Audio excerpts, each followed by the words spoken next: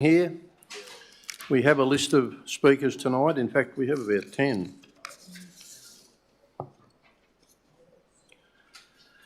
So I'll start from the top of the list, and I'm going to call on Stephen Maher to come to the podium and speak on notice of motion asbestos contamination of the University of New England site.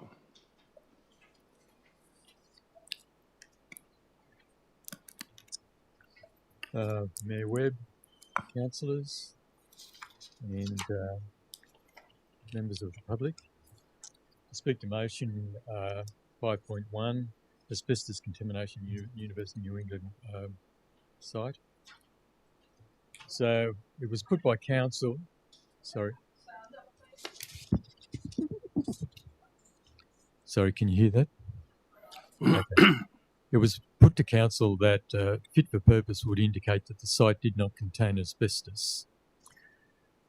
Also, I advise council that my information is that in excess of $900,000 has been spent by UNE in remediating the site. Also, my information is that Tamworth Regional Council was aware that the site was contaminated with asbestos before it was donated to UNE as their contribution to the building of a Tamworth UNE campus. Thank you, ladies and gentlemen.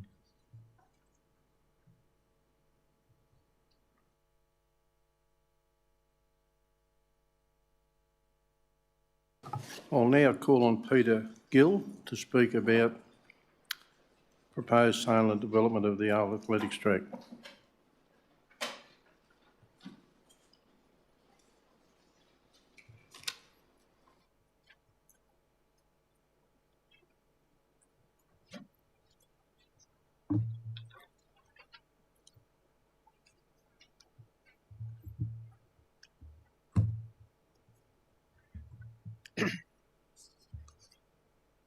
Mayor, councillors, staff, visitors.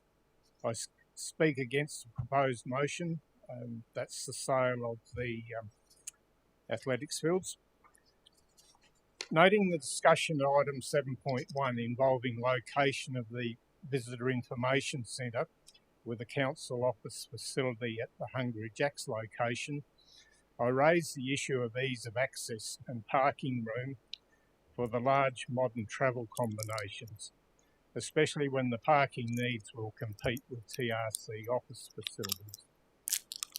I have previously made 2 submissions on the VIC and the athletics fields and remain convinced that this land can better benefit Tamworth by remaining in public ownership and by co-locating the Golden Guitar, a VIC and a future performing arts centre. It is noted the parking currently benefiting Trek, ALEC and the sporting complex will be diminished should the athletics fields be sold.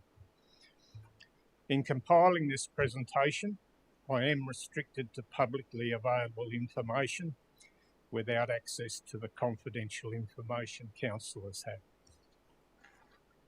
I note that the diagram provided does not delineate the land for sale from the Trek sporting complex and the sports dome. What is actually being sold?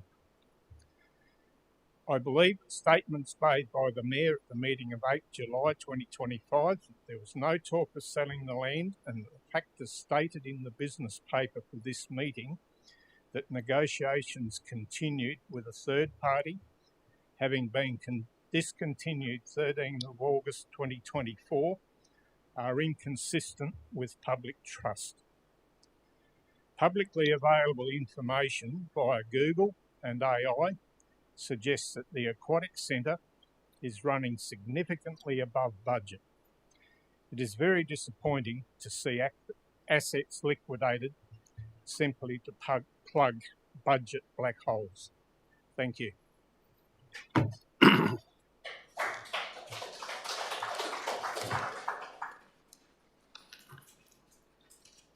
I'll now call again on Stephen Maher.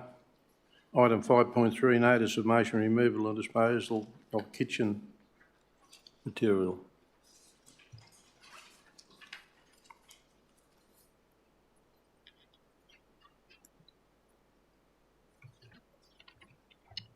Mr Mayor, councillors, ladies and gentlemen. Speaker motion 5.3, moved by Mark Watto, removal and disposal of the purpose-built kitchen. I request that the councillors instruct the council to produce the asset register for Williamsburg kitchen equipment retained by council and allow Council Rodder to inspect the items listed to verify their existence and ownership by council. If the items are not included in an asset register, it is requested that a list or schedule of the Williamsburg kitchen equipment be provided and allow Councillor Rodder to inspect the items listed and verify their existence and ownership by council. I'm aware that the previous lessors paid significant amounts to bring the Mechanics Institute building up to heritage architectural standards, and that those costs were not refunded to the lessor by Regional Council when the tenancy ended. I'm also aware that the previous lessor expended substantial monies on installation of the kitchen in the Mechanics Institute building, and that those costs were not refunded to the lessor by Tamworth Regional Council when the tenancy ended. Thank you, ladies and gentlemen.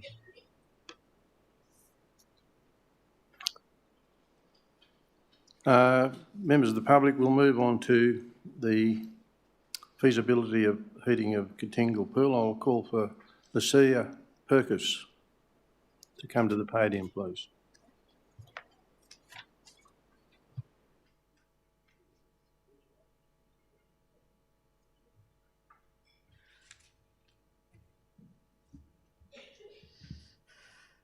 Good evening, Mayor and Councillors. Thank you for giving me the opportunity to speak this evening. My name is Lucy Perkis. I am 14 years old and a Year 9 student at Carrossie. I'm here to talk about more than just swimming. I'm here to talk about how the lack of an indoor pool in winter is directly affecting my training, my education, and my future. I wasn't expected to be here doing this tonight.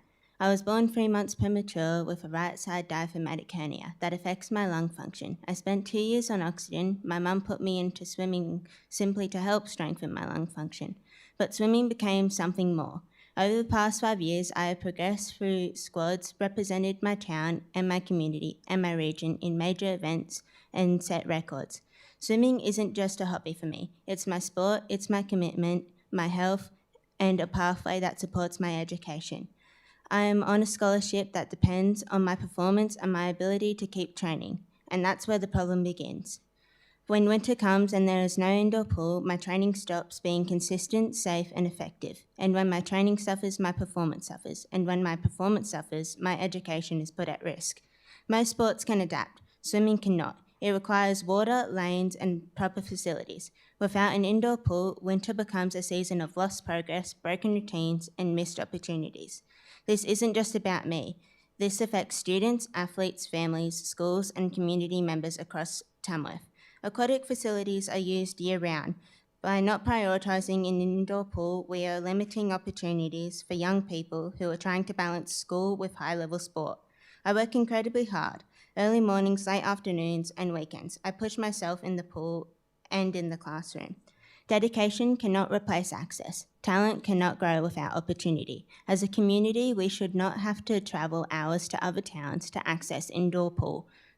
When we do that, we are investing in other communities, not our own. Tamworth is a major regional centre. We should have the facilities to support our people and our future. We are not asking for anything excessive. We are simply asking for a heated indoor pool for winter. I ask, why is swimming so different to other sports? Netball, hockey, equestrian, all have facilities available. Why is it that swimmers don't get the same opportunities? When the swimmers in our community outperform any other sport in this town, so why aren't we getting those same opportunities? I urge you to recognise the impact that this is having and take accountability and action to prioritise a solution for the swimming community and that supports Tamworth community. Thank you.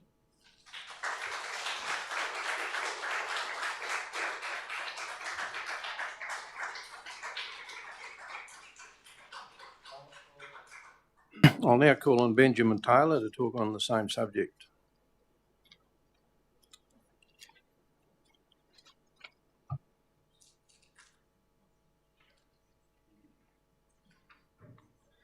Thank you, Mr Mayor and councillors, for the opportunity to speak. My name's Ben Taylor. I've been involved in masters swimming within Australia since roughly 1998. Today I stand before you to advocate for a cause that's not only close to my heart, but is also vital to the well-being of individuals and the community as a whole. I'm here to speak about the effects of not having winter swimming facilities and the importance of masters swimming. Masters swimming is often viewed simply as a competitive sport, yet it offers so much more than the thrill of the race. It is a gateway to physical fitness and transcends age and fitness levels. In a world where sedentary lifestyles have become the norm, masters swimming presents an opportunity for individuals to engage in a low-impact yet highly effective form of exercise. The benefits of masters swimming extend beyond physical fitness. It's also a vital social activity that fosters a sense of belonging and camaraderie. In our busy lives, it's easy to feel isolated.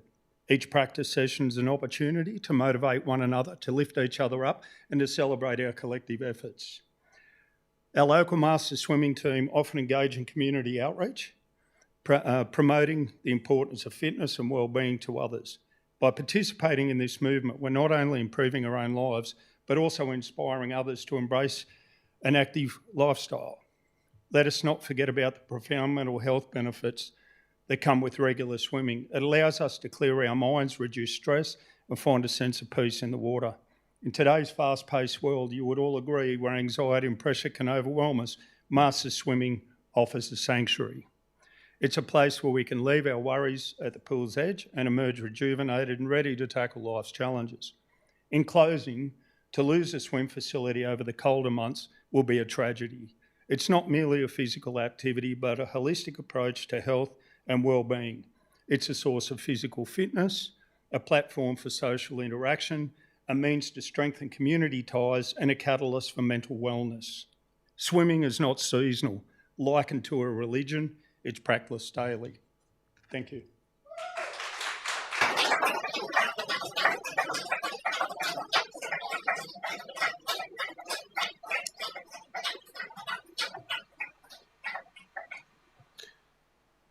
I'll now call on Michelle Balti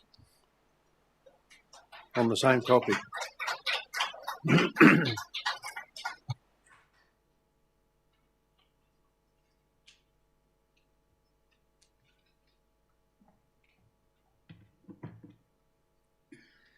Mayor, councillors, firstly I'd like to acknowledge and thank those councillors who have listened to their community and helped bring this issue forward.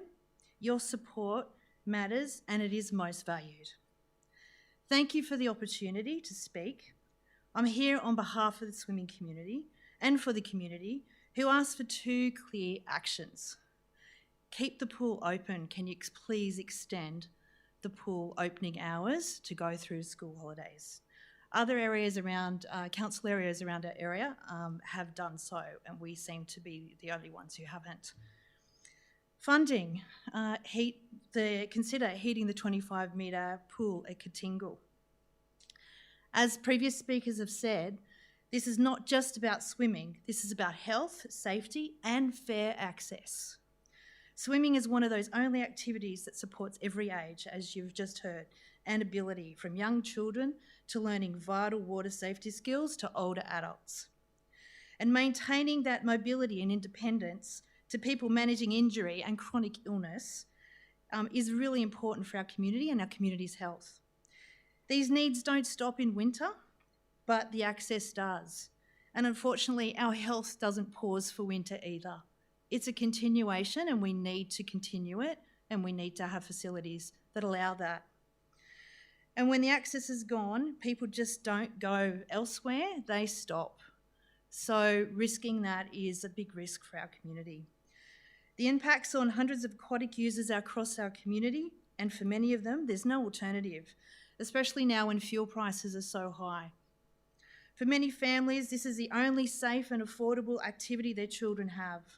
Older residents, this is not a recreation, this is how we stay mobile and independent, and I'm one of those people.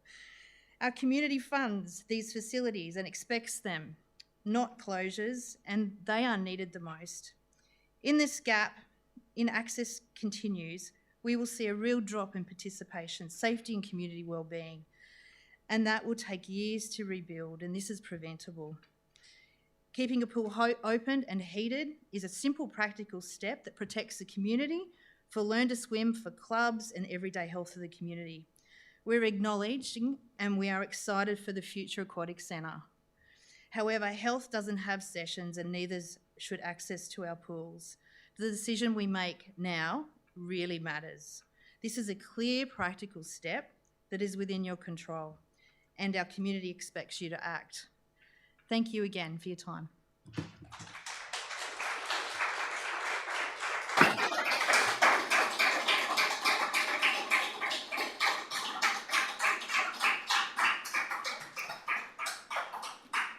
I'd now call again on Stephen Maher, Optioneering WALSH House.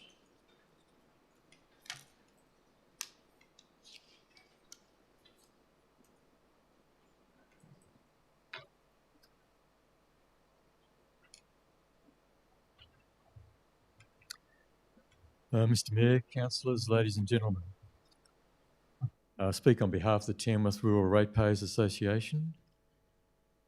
Council has previously resolved to undertake a transparent process that includes considering all options, engaging independent expertise and consulting with the community before making a decision about the future of WALSH House. However, the report before Council raises serious concerns that this agreed process has not yet been completed.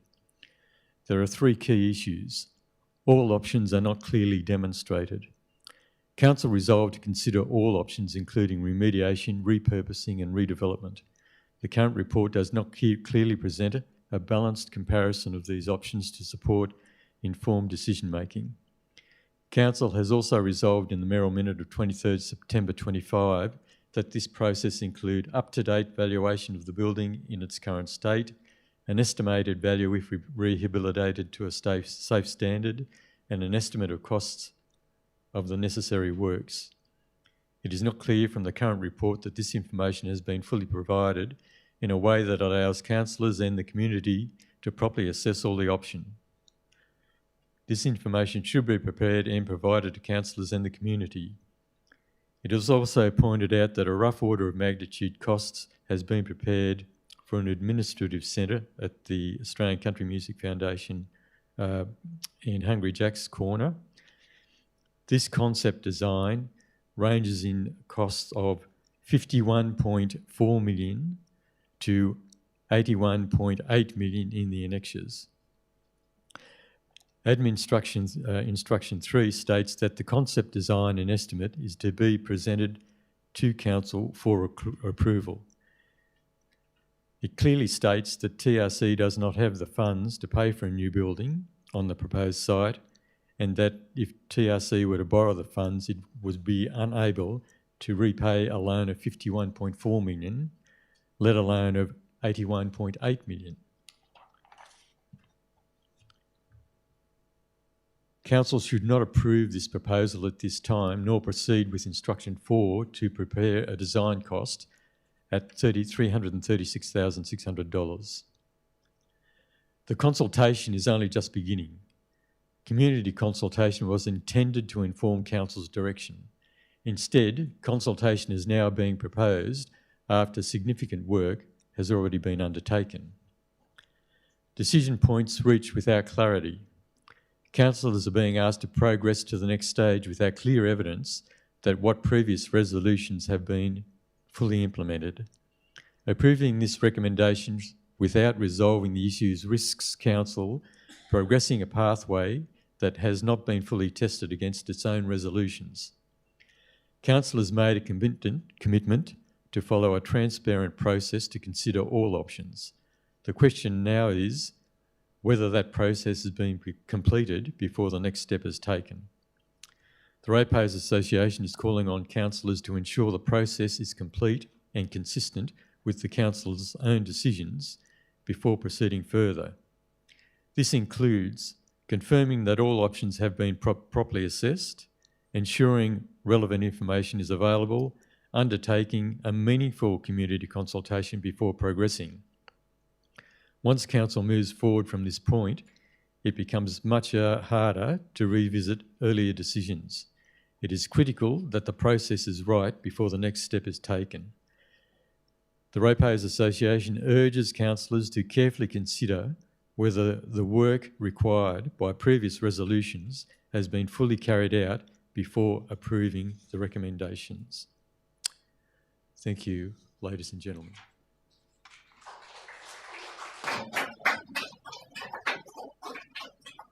I'll now call on Susan Hanson to speak on a similar topic.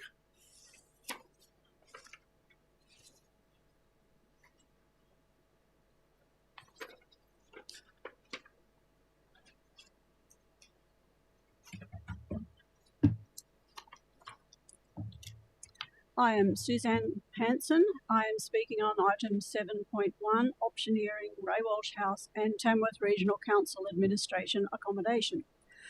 I am concerned about the manner in which Tamworth Regional Council has managed Walsh House over the last 4 years. My concerns include the proposed audit of all council-owned properties. Has that been undertaken? Is there another site that could be more suitable than Walsh House? The cost of renting many properties in the CBD to accommodate all council staff. What is the actual cost per annum? Options should include remediation, repurposing or redevelopment. Community groups prefer remediation. There's also a concern about the cost of loans that we already pay from our council rates. Previous investigations, and this was spoken about by Stephen Maher, but I would actually just like to mention the ROM again. Previous investigation works by New South Wales Public Works Advisory and their cost planner provided a rough order of magnitude, which is what the ROM is. It was an estimate for the remediation and subsequent redevelopment of Walsh House to accommodate council staff and operations. In 2023, this was estimated to be in the order of $52.3 million to $64.6 and included $7 million for the removal of asbestos and $2 million for the reinstatement of fire protection to the structure. The current value is likely to be higher than that, of course. Council has stated that it will not have the funds to remediate Walsh House for up to 10 years. A new building will cost the same or more than remediation. Having accurate industry-based quotes to remediate Walsh House or build the new building are imperative to making an informed decision. Remediating Walsh House should be the cheapest and most sensible option and is favoured by most in the community. The current report in tonight's business papers does not clearly present a balanced comparison of these options to support informed decision-making. Community consultation should have been undertaken sometime between September 25 and now. Only then should this report be put on the agenda with options favoured and supported by the community before councillors make a decision. The other thing I want to mention tonight is this community consultation should be part of the council meeting as it was previously, not separately in this public forum 1 hour before the meeting. It's a public decision.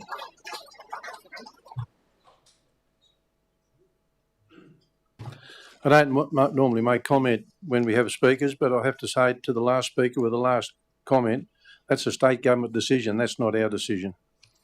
I'd like to now call on Col Murray to speak on item 5.5.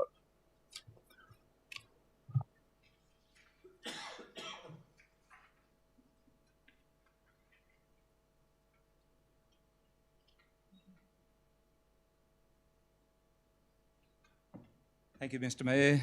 Good evening, councillors and community members. I'd like to make representations on behalf of the matter relating to the developer charges at selected areas around our city.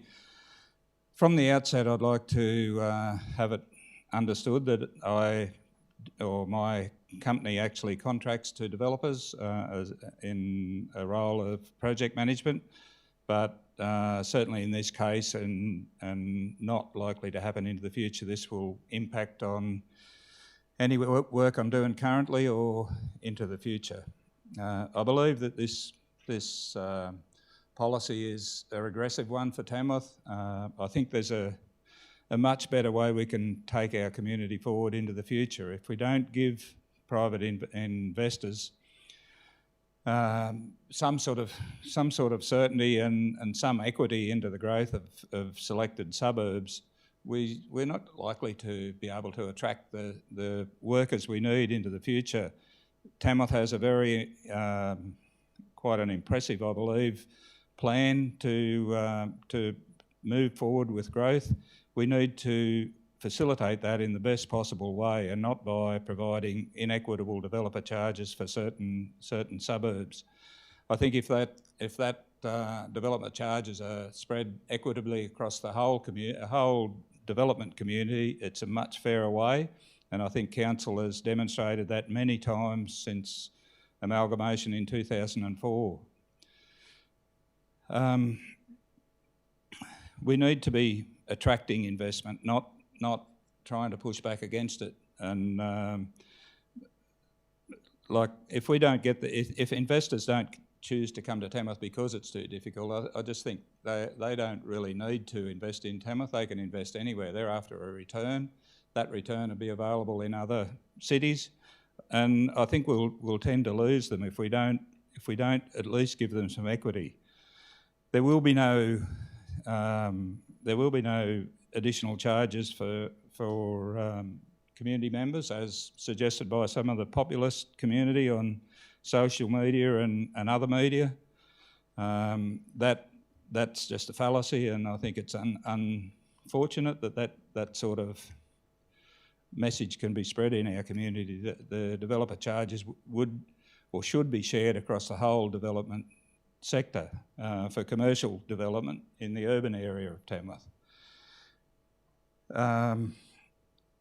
I think there's some really standout examples that could potentially make this a little clearer. And if you were to maybe levy a charge, say, for the next CBD upgrade, which would probably carry a cost of $20–30 million, I'd imagine. If you were to levy an unfair charge on those ratepayers in that city precinct, we'd have no business at all in the CBD. Nobody would be able to afford to pay the rates. We've got to share these costs. Tamworth was built, and all cities in fact were built by equitable sharing of all developer charges. It's the way we invest in ourselves and in our future. And I think council should be really mindful of that. Thank you, Mr. Mayor. Thank you, councillors. Thank you. We'll now move on to Wayne Griffiths, item 11.1.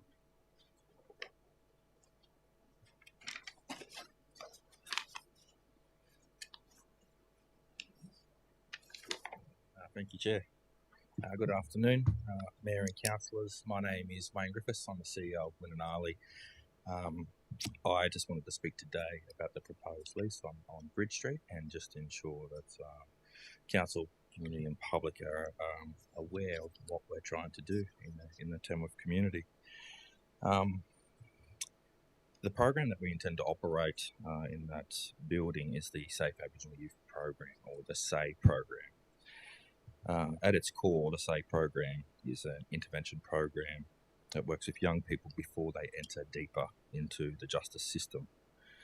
We are very aware of the crime rates in Tamworth, and particularly young Aboriginal people who are disengaging from school, spending time on the streets, particularly at night, and increasingly coming into contact with police and the justice system. Once that pathway starts, it becomes very difficult to reverse. Importantly, the SAY program, it's not just a local idea, it is an evidence-based model designed with the Department of Justice, which is funded to deliver measurable outcomes in reducing youth offending and improving engagement.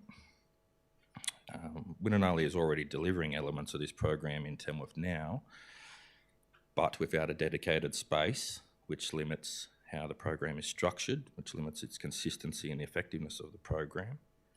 If we secure the site, we will transition the program into an activity-based, place-based model, which means safe and consistent environment for young people to engage, structured evening and after-hours activities during high-risk periods, and a central point of contact for those kids. Winninali is ready to activate the space. We have capacity to do that. We have $40,000 in confirmed funding to fit out that space, to make that ready to go. We have the staff, we have the experience, and we have the organisational capacity to make it work in that space. So the outcomes are really clear within the SAY program. Reduce youth offending and antisocial behaviour, reduce contact with the police and the justice system, improved engagement with education, and stronger pathways into employment and training. And when young people are engaged in those programs, communities are safer, families are stronger, long-term pressure on services is reduced. And I'll just finish with this. The program is already happening. It's working really well. We have strong relationships with police, including regular coordination around youth activity and high-risk areas.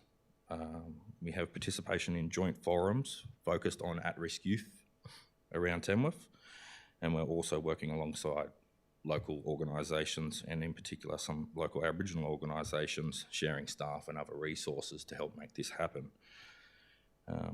If we're able to lock in a space, it will bring us a more structured, consistent and effective model to deliver stronger outcomes for Tamworth youth. Thanks, guys. Thank you. Councillors and members of the public, that brings us to the conclusion of public forum for today. I'm now going to close public forum. I'm going to ask all of you to vacate the chamber so the staff can prepare the chamber for the meeting that's going to come at 6 o'clock. Thank you for your attendance.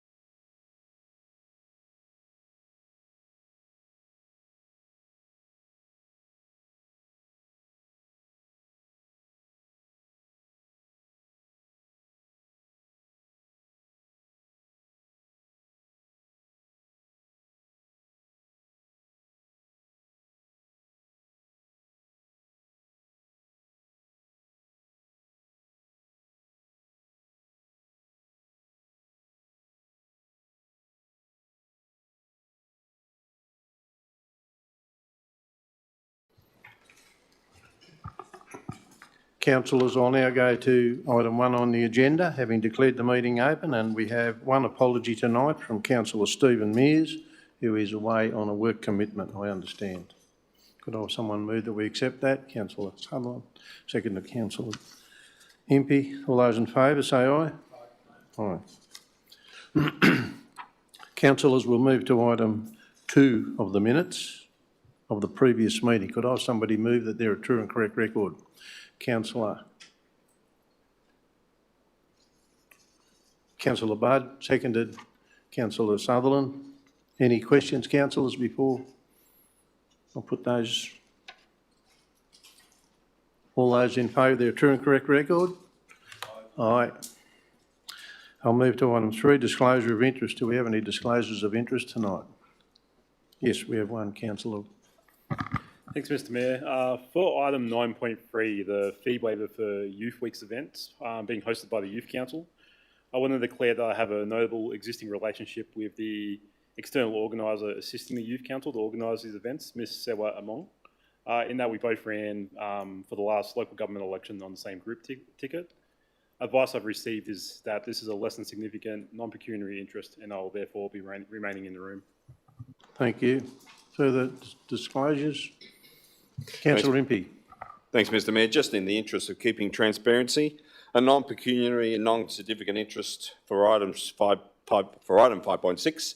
I do have some students at the school that I work at as a full-time capacity who are members of swim clubs and other sporting groups who use aquatics facilities, and I would like to stay in the room and participate.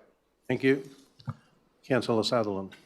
Yes, Mr Mayor, I'd also like to disclose a non-significant, non-pecuniary interest in item 5.6. My daughter is a member of the Scully Swim Club, but I will be staying in the room for that conversation as it's less than significant. And I'd also like to declare a conflict of interest for item 9.1 for the NAIDOC committee. I do sit as a member on that committee, but less than significant non-pecuniary. I'll be staying in the room for that as well. Thank you. Thank you. Further disclosures? There not being no further disclosures, we'll move on. Councillors, we'll move to item 4, mayoral minute. Tonight there is no mayoral minute. And we'll move to item 5, notice of motions, and we have 6 notices of motion. So I'll move to the first one, which is 5.1.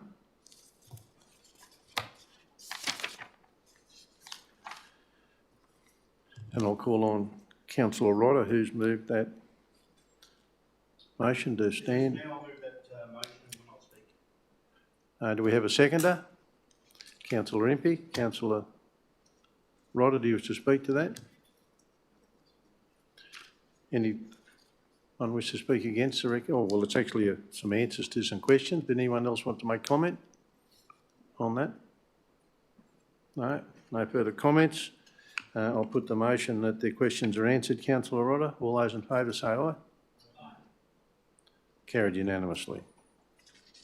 We'll go to the second notice of motion, 5.2. Again, Councillor Rodder, do you wish to move that? Yes, thank you. Do we have a seconder for that? Councillor North, you wish to speak to that now, Councillor Rodder? Anyone wish to make comment or speak against? For? I'll put that notice of motion. All those in favour say aye. Thank you. Carried unanimously. We'll go to 5.3. Councillor Rodder, again, you have a seconder? Councillor Sutherland, you wish to speak to that, Councillor Rodder? Just a question, Mr Mayor. In terms of the stainless steel kitchen structure, so not necessarily the small goods, the mixers and equipment like that, what happened to the stainless steel kitchen structure? Was it trashed or was it, I mean, because the report says that it was repurposed in other council facilities. Where did that go? Councillor Rodder, I'll have to seek it. Can we talk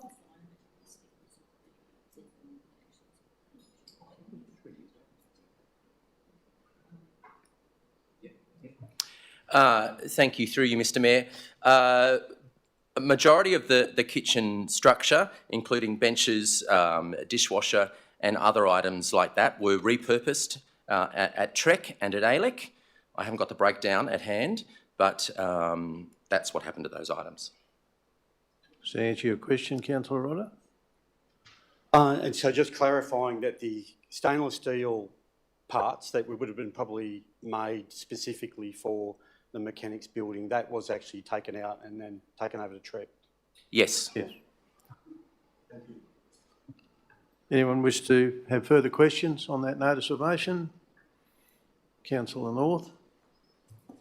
Just a general question. I would imagine that the repurposing of that equipment was defined in the lease for that to occur. Usually when there's a default on the lease or there's an issue with the lease, it's part of the lease.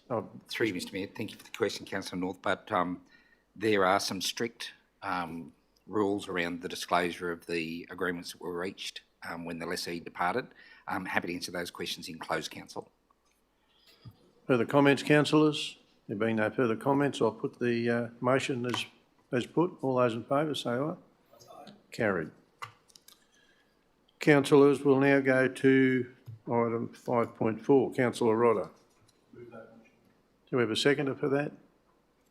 Councillor Brooke. Councillor Rodder, you want to speak to that? I guess again, a question, I know there's obviously some answers there, but it also, I realise that the original council, BARRABA Shire Council, it was constructed during their time and they probably didn't have the resources or the wherewithal to have had that area surveyed to ensure that the facility was on council land and not adjoining freehold land. But how did it happen? I'm just a bit bemused that it happened a second time, that it was assumed that that was in the right place and that due diligence process hadn't occurred and it happened a second time, which essentially denies our local government area, a park or garden in our local government area, the opportunity to have a new toilet facility built at it. And there's still plenty of those facilities that need to be upgraded. I'd like to think that that wouldn't happen again. Councillor Rodder, in the report, it does talk about the fact that the cadastral map and GIS system indicated the toilet block was originally thought to be located on council land. So I'm not quite sure what went wrong there. So I deal with GIS maps a lot, and we wouldn't rely upon a GIS map to determine the boundaries of a property. You can look at aerial photography, but essentially, I think there's a real risk, there's a pitfall of constructing infrastructure by just relying on essentially aerial photography, and I know that our GIS system is out anywhere between 5, 10 or 15 metres. Councillor Rodder, it also talks in there about the further investigation actually confirmed there was an error in the original state-based cadastral system and information. So I'm not quite sure where you go there to... Yeah, I guess my point is that often we probably need to utilise the services of a surveyor. Thank you. Any further questions, councillors? Any further comments? I'll put that recommendation as printed, or that motion as printed. All those in favour? Carried. Councillors, we'll move to item 5.5, which is a notice of motion from Councillor Mears, who is not here. Is there anyone prepared to move his notice of motion? Councillors, if there's no one prepared to move that, then I'll just make one comment. I'll make two comments, actually.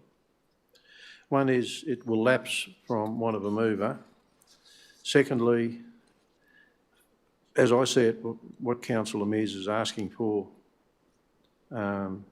pretty much has already been answered in the emails we saw today. But I just want to talk a little bit about if we were to do a full fiscal analysis, which would be subjective and not objective, because you can't do an objective analysis of what you don't know. It would be a subjective analysis based on assumptions of whoever was doing that, it would cost us a lot of money.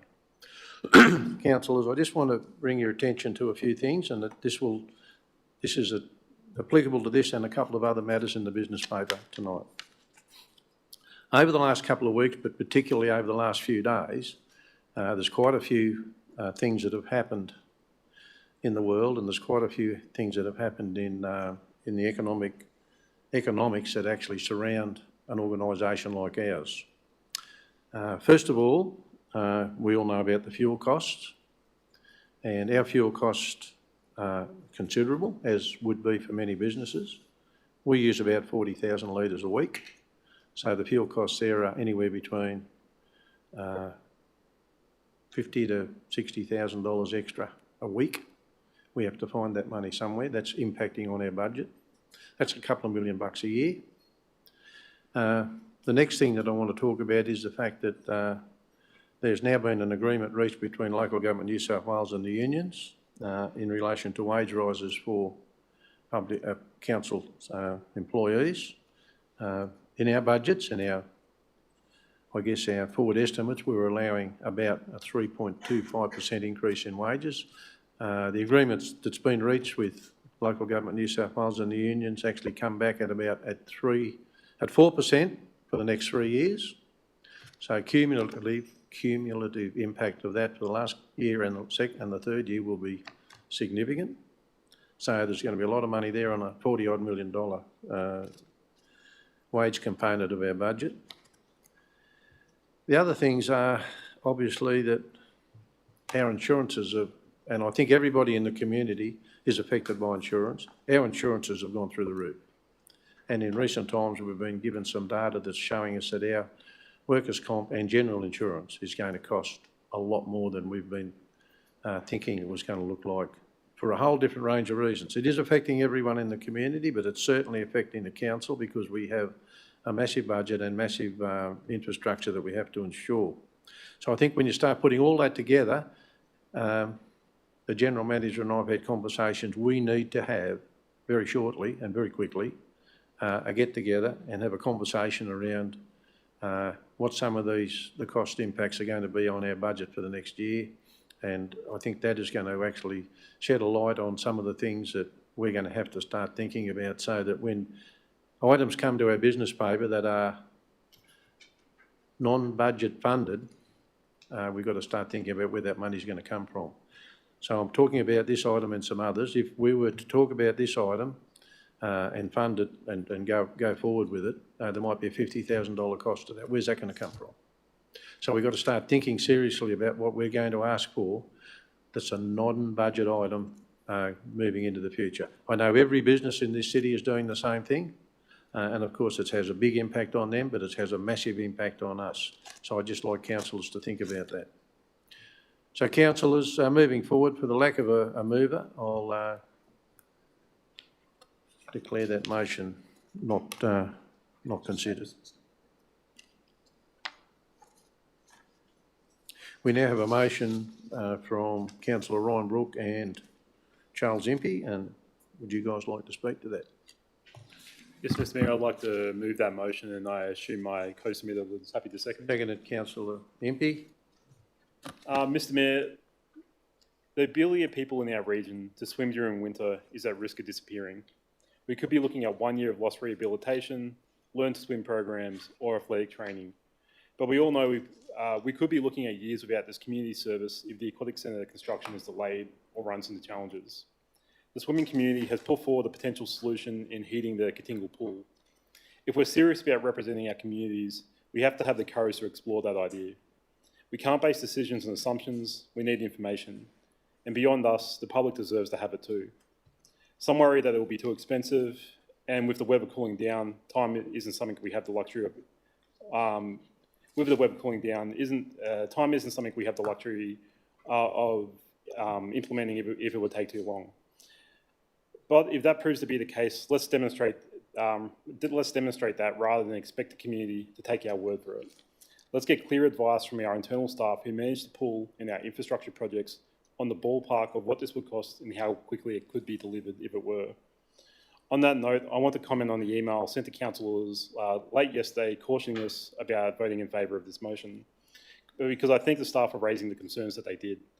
But I would point out that that's the type of information, that we've been provided is exactly the type of information Councillor Impey and I are calling on to be shared with the community. To be clear, this is a request for preliminary investigation to inform both councillors and the community. If the professional opinion of staff is that this will cost millions of dollars and take years to implement, let's be brave enough to share that information with the community. I also want to note this motion calls for advice on potential heating options, plural. Permanent heating would be ideal, but what we're ultimately trying to address is the lack of pool infrastructure for winter swimming. If temporary options could bridge that gap, I hope that's a conversation we're willing to consider. Mr. Mayor, the community isn't unreasonable. If this can't be done with reasonable expense and speed, people will see that. But we have to demonstrate that we acknowledge and care about this problem, rather than expecting people to blindly trust us. And Mr. Mayor, we are a regional council, and I believe our outlying communities are worth investment in. We already know that in the near future, we will need to have a serious conversation about our regional pools outside of Tamworth. If we were to spend money and time engaging a consultant, as has been suggested, I think there's a conversation to be had about doing that to evaluate all our pools, so we can start to look at those decisions we're going to have into the not too distant future. We're already facing hard economic decisions. In that context, let's take the wins where we can. If we can solve multiple problems at once, extending year-round swimming options and upgrading an outlying community pool, even if it's only a temporary measure, I think that would be a pretty good outcome. So I thank Councillor Impey for his shared advocacy on this. I know he has a lot more to add, and I commend the motion to councillors. Does anyone wish to speak against that motion? Any further comments on that motion? Councillor Impey. Thank you, Mr. Mayor. I would like to raise a part of the community and talk about a part of the community that is not often mentioned in matters such as this, and that is babies and toddlers. In the last financial year, 2025, or calendar year, sorry, 2025, 1,210 babies were born in Tamworth. Of those, 160 were not local, and five of those births were twins. So almost 1,000. Just over 1,000 babies were born in Tamworth in 2025. On a standard any given year, between 700 and 800 babies are born in our hospital who are local families, belong to local families. So we have a real opportunity. It is up to us as a local government organisation, as a council, to look after the safety of our community. And when we talk about safety, we also talk about becoming water safe. I like to call it winter water rather than an aquatics facility, because winter water, which we have had in the past, I'm not quite sure, maybe 13, 15 years, provided by the private sector. And yes, it is true that council has not provided winter water for the community, at least for a long, long, long time. But we do owe it to our community to at least ensure that we look at all the possibilities and share that information with our community, so that our community knows we have made an effort to ensure that all possibilities, all stones have been turned that allow our community to know where we're up to with this. We do have an aquatic centre on the way. We're very happy with it, very proud of that. I'm sure nobody would disagree with that. But if the aquatics facility takes 2 winters, which it may, you never know, certainly 1 winter, from close of pools to opening of pools, that's roughly 7 months where there's no access to winter water. And of those children born in the last 3 years, let's say 3,000 children, there, give or take, the experts tell us that in the first 4 to 6 months of a child's life, they need to have some water familiarisation. In the first 4 years of their lives, they need to be given survival skills. They need to be taught how to get to an edge of a pool if they fall in. And if we don't have that winter water for particularly the first winter of that child's life, there are risks that the safety of that part of our community is certainly diminished as a result. So I certainly encourage councillors tonight to think about the opportunities we have to ensure that the information flow can be much more stable and such as the information we were given yesterday afternoon, because I'm sure people in our community will understand if it is an impossibility, at least we've made an effort to ensure that the community is aware, and we've made an effort to ensure that all options are on the table and all options are possible for such as an important asset that winter water should be for our community. Thank you, Councillor Impey. Further comments from councillors? Councillor North.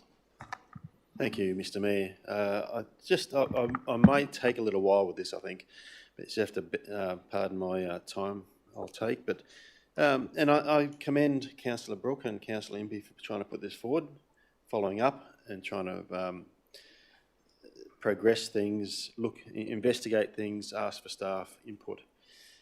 Councillor Brooke referred to an email that was distributed to us yesterday by the Director of Regional Services, Peter Resch. I've already checked with the executive branch that I'm okay to do this. I just want to read that letter out if I can. So it actually describes the processes and what would be involved in what we are doing, or in looking to do this, and some of the consequences, possibly costs in it. I'll read it first and I'll comment further.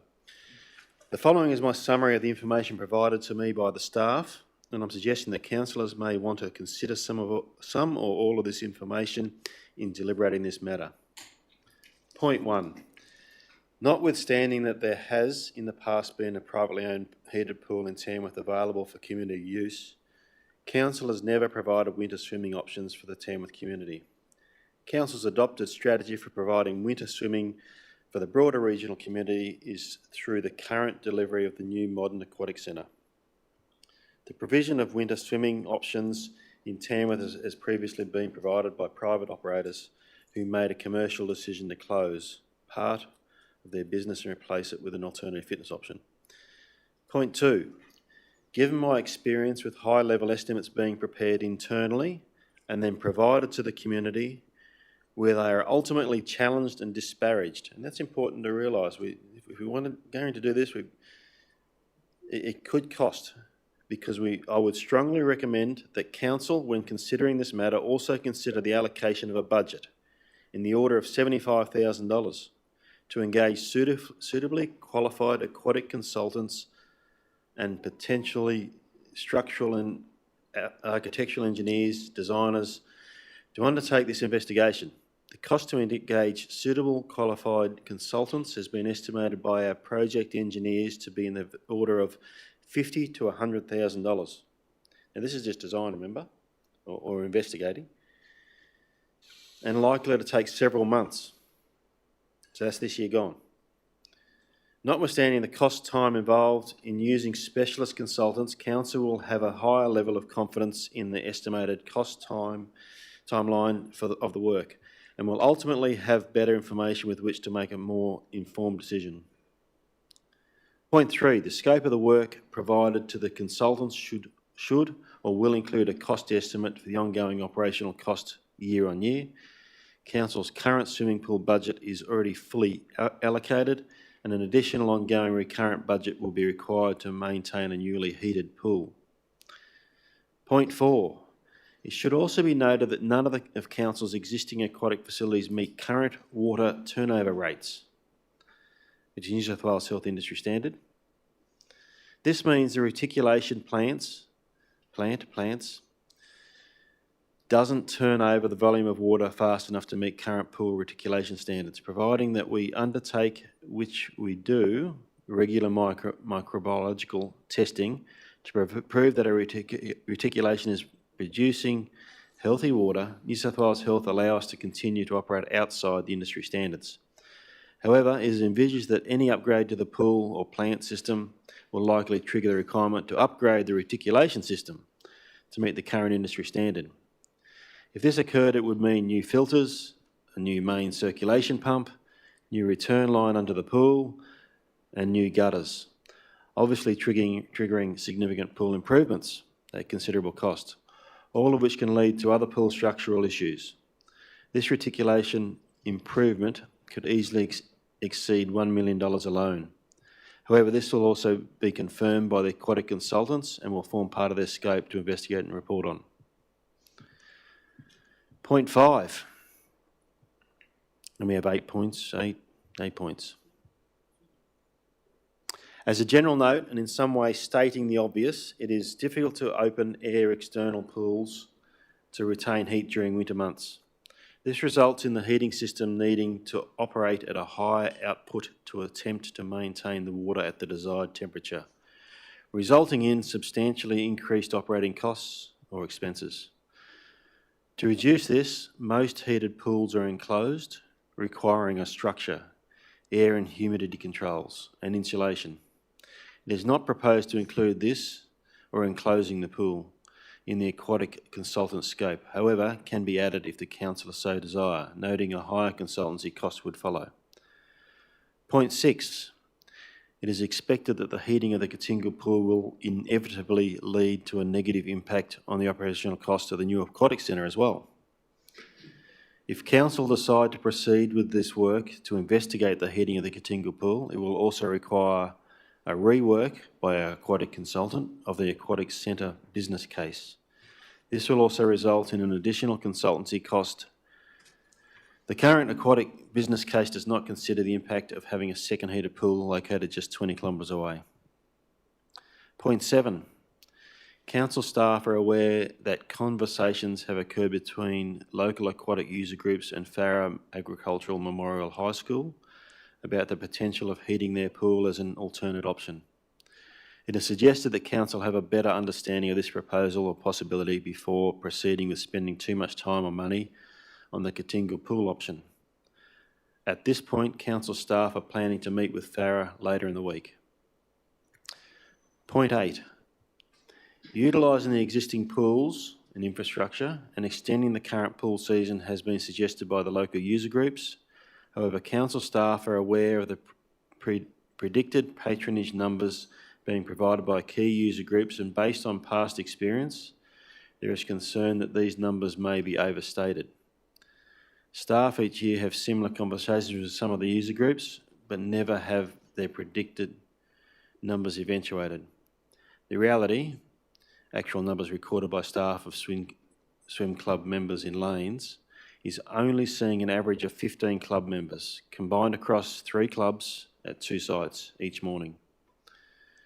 This is during March, where water temperatures have been over 24 degrees, as the temperature inevitably cools and the running of regional swimming carnival ends. This number will decline further. It's a considerable report, or input for us, a lot of points. It shows that it's a very complex nature thing that we're dealing with, particularly with the costs and investigations. I like the concept, but what I would like to put forward, or like to happen, is that we don't engage consultants to do this. We do a higher level report by staff only. There are concerns about the way people will assess that report by the staff, but I've got complete faith that they'll do a great job. I think even the cost of getting the staff to do it is a concern, particularly when we're trying to cut back the cost of it and time as well. So I just thought I'd put that out there for people to early on understand some of the complexity and some of the costs and things that are involved with this. It's not as simple as just heating the pipes of the pool. I'm not sure. I assume councils may shed some further light on this. The more information we can put out there, the better. Thank you. Thanks, Councillor North. I think the intent of the motion is that there's perhaps a scoping report which would be prepared by staff, and from that particular point then we make some decisions around where we move. So, but I'll ask the mover, does he want to make comment on that? I understand I would close debate. Mr Mayor, would anyone else like to comment before I... I'm not going to close the debate. I just asked you, do you want to make comment on what I've just... Okay, in that instance, then yes, I'd say I believe that's the intention of what Councillor Rennie and I are asking here, that it actually says we're intending to make use of internal expertise and resources to put together a ballpark figure report, and I personally... I'm not asking you to close the debate, I'll just ask you a question.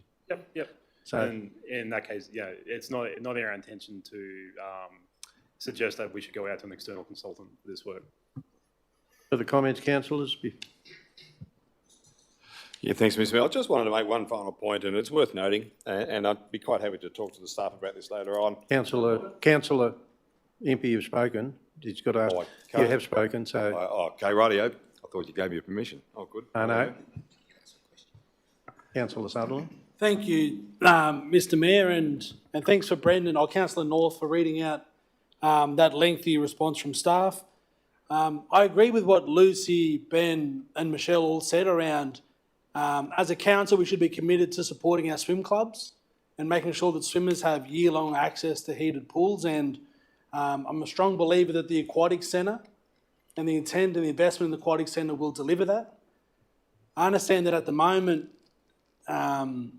winter water, as Councillor Impey mentioned, and winter swimming has been impacted because a commercial developer has stopped to run their facility and has left a gap, a considerable gap that exists. And I feel for the users of the swim club. My question that I'd like to ask is that just in regards to what's being mentioned around the construction of a preliminary scoping report, I noticed that the Director of Regional Services talked about higher level estimates and external consultants.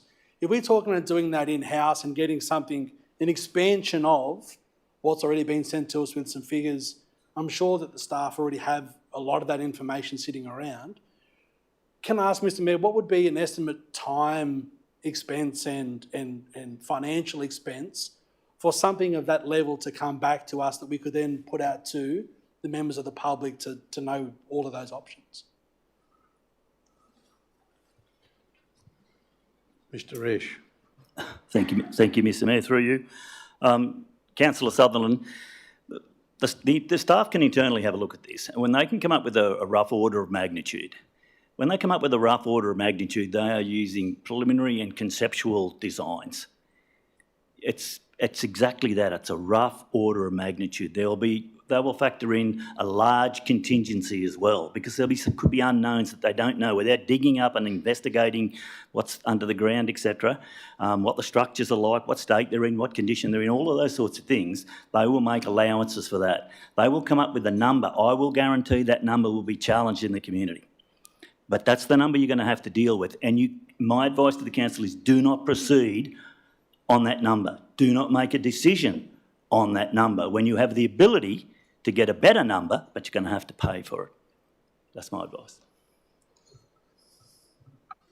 Further comments, councillors? Councillor Sharpen.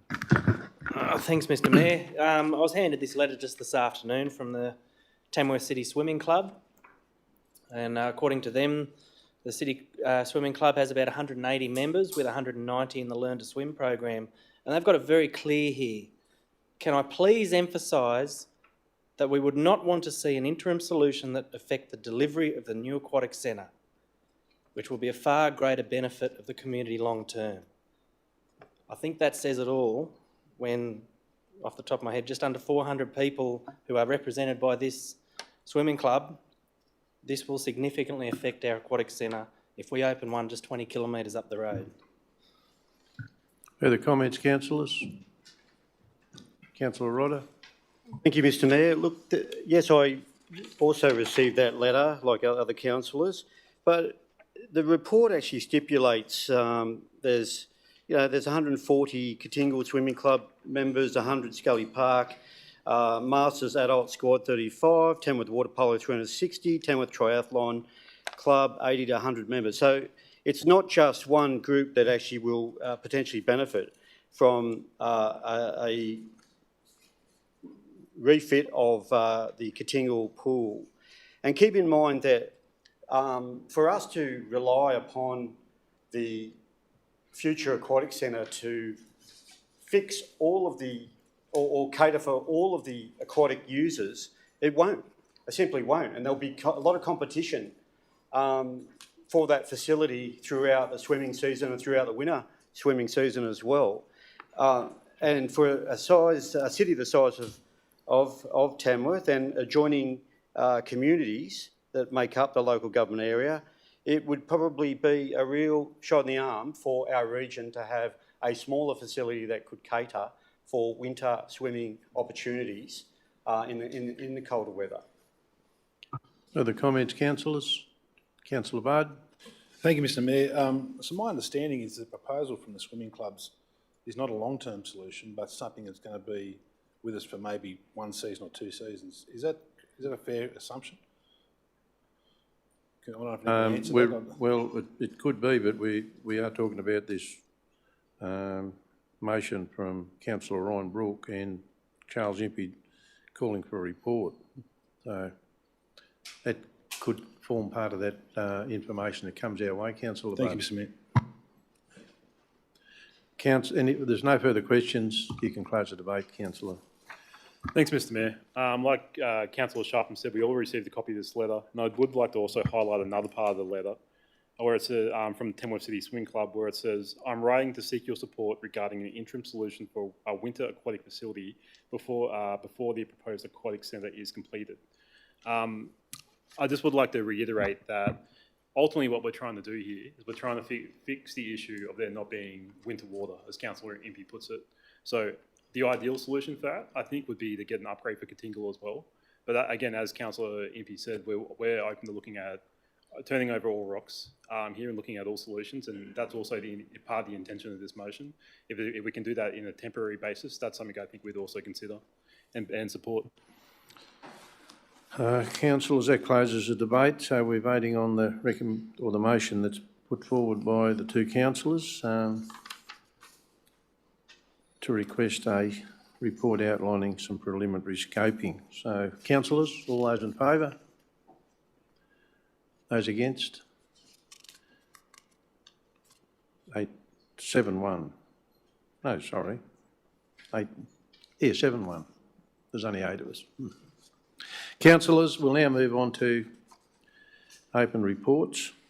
7.1. Before I call for a mover for 7.1, which is optioning Ray Walsh House, I'm going to ask if Rami could give us some answers and questions on that. Rami?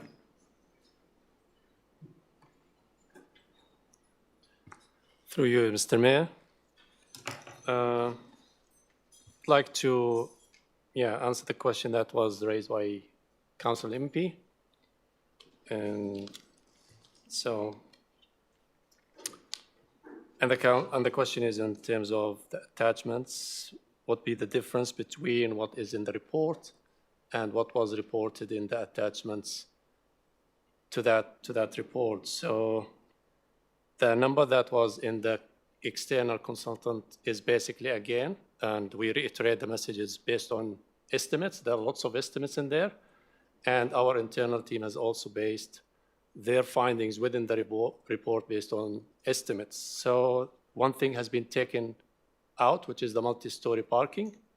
And that is basically reduced the number from what's in the external report from 81 million to 68 million. Now, the multi-store parking the car parking has been removed altogether, but that doesn't reconcile dollar to dollar from what's in the attachment to what's in the body of the report. Again, there's a lot of work that has done by the project team internally to challenge those estimates and put our internal lens into what is more appropriate for us, the stuff that usually the external consultant either will not be aware of or is actually the time has passed since the time we got the report. So there will still be differences, but the key difference here is the multi-store car parking has been actually removed, which it's envisaged to be basically a separate project if we were to proceed with that one. Thanks. Thank you. Thank you, Rami. I might now call for a mover. Councillor North, seconded Councillor Budd. Councillor North, you wish to speak to that? I will briefly, Mr Mayor. I think there's a lot of passion about this, which is great. I think all councillors here getting a feel for their thoughts and things you hear over the last 18 months since we've come onto council. all councils, I think, want the best outcome. We want the best outcome for community, we want the best outcome for the council and its staff. I think this is great that we're putting optioneering. I've never heard of optioneering before, but I'm always learning. We're optioneering Ray Walsh House, not auctioneering, but optioneering. We're putting ideas out there of investigations and financials, costs to do some of the options that are out there, the main ones. We need to be looking there. We're not looking to, there's nothing here to say we're looking to sell it, that we've made decisions already. We're simply putting ideas out there, as well as the financials that we've been privy to for a little while, and we looked at different alternatives, particularly with regard to possibly building something new, and that was because we thought initially that it would be greatly reduced cost on what the cost to refurbish or refit Ray Walsh House was. It's another option. I'm sure there's plenty more options too, but we're putting it out for community consultation too, which is important. We'll get the community's feedback. We're putting information out there so they can start to try and base some opinions and thoughts on.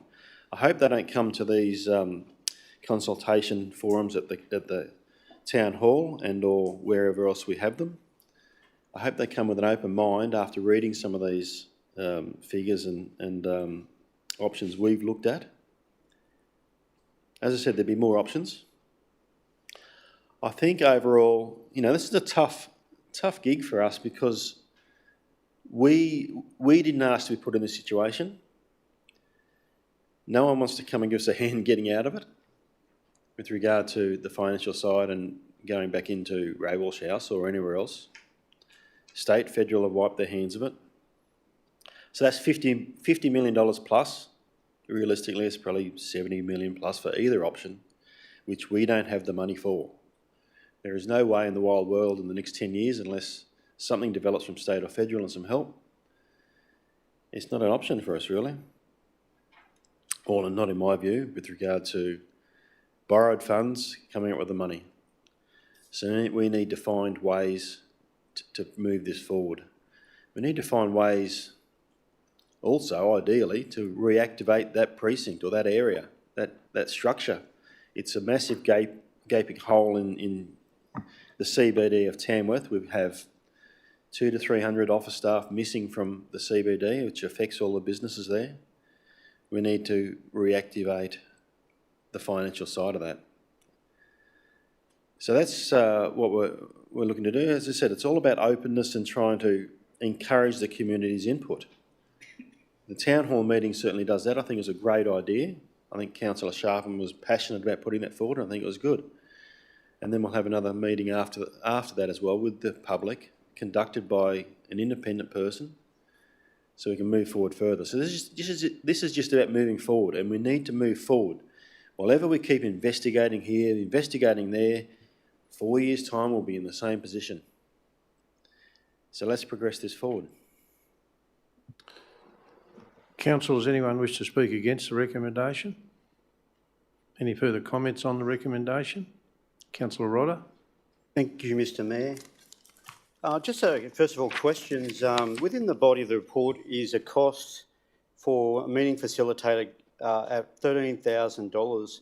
And I'd like to know why we are wasting $13,000 on someone simply to run a meeting. And secondly, often we are required under the current code of meeting practice guidelines. We've been advised that we have to do our own investigations and consultation. And in terms of within the body report, it indicates that there's no valuation of the current building. Can I, as a councillor, request a valuation from a registered and qualified local valuer and bill TRC for it? If we cannot receive that information, am I able to go and seek an official valuation and bill council for that? I think I know the answer. Councillor Rodder, if you read the report, under the instruction 1 there, it says it will include obtaining an up-to-date valuation of the building in its current state, and it will also include an up-to-date the estimated value of the building within a rehabilitated state. So it already states that. And I will say that some of the speakers, while I fully respect what they said tonight, talked about the fact that we haven't got enough information to go to the public. If they read the report, they would see that this is what's going to happen before we actually go to the public and talk to them. So all of the information that was talked about tonight, well, not all of it, but some of it, that's missing for us to go to the public with and utilise that information to undertake our first phase of consultation, is in our instructions in the commentary in this report that says this is what we're going to do before we go to the first phase. Councillor Rodder, I'm also going to answer the cause for paying money for someone to actually mediate that meeting. Because there's been so much controversy around, it's gone on for a long time, there's a lot of people supporting different positions on this. I think to get a fair and equitable conversation happening in that meeting, it would be foolish of us not to engage someone outside of our organisation to actually MC that meeting and run that meeting. And I've made that decision. That is the way, that is better for the community, it is better for the councillors. Further comments, councillors? Yes, sorry, Councillor Rodder. Thank you, Mr Mayor. Look, there is an old aphorism that I've seen attributed to government that says it takes longer to do it quickly, it's more expensive to do it cheaply, and it's more democratic to do it in secret. And I think one of the problems with this, since 2022 is that a lot of residents feel that we haven't been open and upfront with them, and I think that they have been promised valuation of that probably a lot earlier than we're now talking about.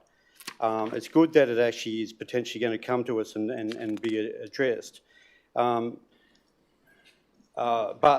residents have complained to me that they were told that we would have some form of evaluation, more than probably what I guess has been out in the public domain, figures thrown around like 5 million or 2.7 million.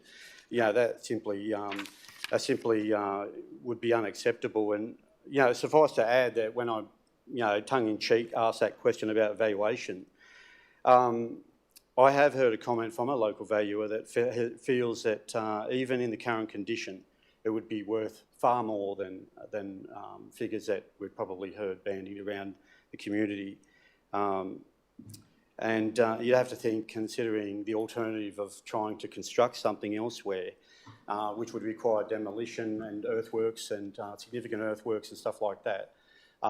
Looking at the current building would be a far more sensible option and more palatable option to many members of the community than actually abandoning the current building. And I realise it's got significant issues in terms of how much vermiculite within that building there is, but I think that even from a point of view of the other tiers of government, I don't believe that we've actually exhausted all of the options of speaking to some state and federal government ministers.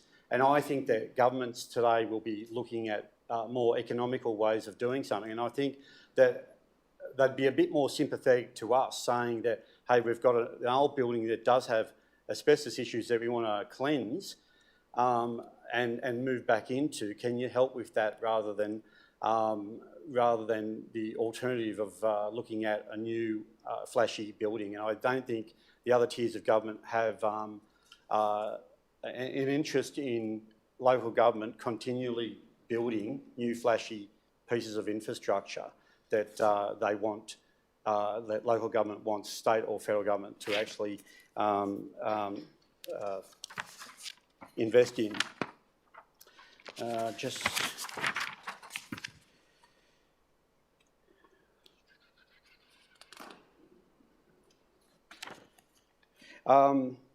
So this was another concern that I had in terms of the mention of a possible clean-up of the site costing around $7 million. I've got real concerns that we would do that and then sell the building. My mind, I would be thinking, if I was to do that, if I owned Ray Walsh House and I was to do that, I'd be doing it on the basis that I'm going to then turn around and find the funds to start remediating the building. And I realise there would be efficiencies doing it all at once, but I think in these economic times, you'd have to probably be a bit measured and do it piecemeal. That's probably the only way we could do it. Because as we've seen, you know, the alternative is just as expensive, if not more expensive than remediating Ray Walsh House. I mentioned demolishing the buildings at the southern end of Peel Street on Lot 5, DP1 225365. I think that we would be probably surprised when all of the if all of the work was put into looking at a new site there. We'd be probably shocked at how much that a new facility might cost. A big facility that would actually cater for all of the needs of the TRC staff and the community in terms of visitor information centre and potential Australian Country Music Hall of Fame. I think that, and when you factor in also the scouring out of the Peel River behind, that seems to be quite significant. I think we've got some real challenges on that site, and again, a justification why we should be considering Ray Walsh House. I do think we need to bite the bullet and accept that we already have the bones of a solid building. It is not suffering from chronic concrete cancer. The vermiculite can be removed at a cost, but we have a better chance of gleaning help, I believe, from the other tiers of government if we demonstrate we are being fiscally responsible. There was a lot said about the old VGI cable building in Marriott Street, Mr Mayor. It had asbestos issues. It allegedly had concrete cancer as an older building, and it may have had insulation and heating and cooling issues. But look, the issues were clearly addressed, and it's repurposed, and it's fully occupied. So I can't see why we can't consider. Councillor Rodder, we're not talking about selling the building tonight. We're talking about going to the public for consultation. No, Mr Mayor, I'm just actually explaining the justification for Ray Walsh House rather than wasting time looking at alternatives. Well, Councillor Rodder, the valuation's fine, and it's mentioned there that we'll go to the community, and contrary to what the newspaper said today, that we're giving the community the opportunity to vote on it, that's not happening. We will be giving the community a bunch of information for them to consider and give us some feedback. There's only 9 people in this town that will make a decision on how this goes, and that's the people that sit around this table. But we will be very keen to hear what the community have to say, which is contrary to basically what the paper said today. In terms of the valuation, we'll get the valuations, and all that will be provided in that consultation process. But really, at the end of the day, if there was a decision made to sell that building, the real valuation is in who will pay what for it. That's the stark reality of that. The other stark reality is we probably don't have the money to do either of the things that you've spoken about. We don't have the money at this point in time to refurbish that building, and we don't have the money to build a new one. So, pardon? I appreciate that. Yeah, so that's the situation. That's the stark reality of what's going on at the moment. So, councillors, further comments? Councillor Sutherland. Thank you, Mr Mayor. Just going to say I support the recommendation. This is not an easy decision, and nor has it been a quick process.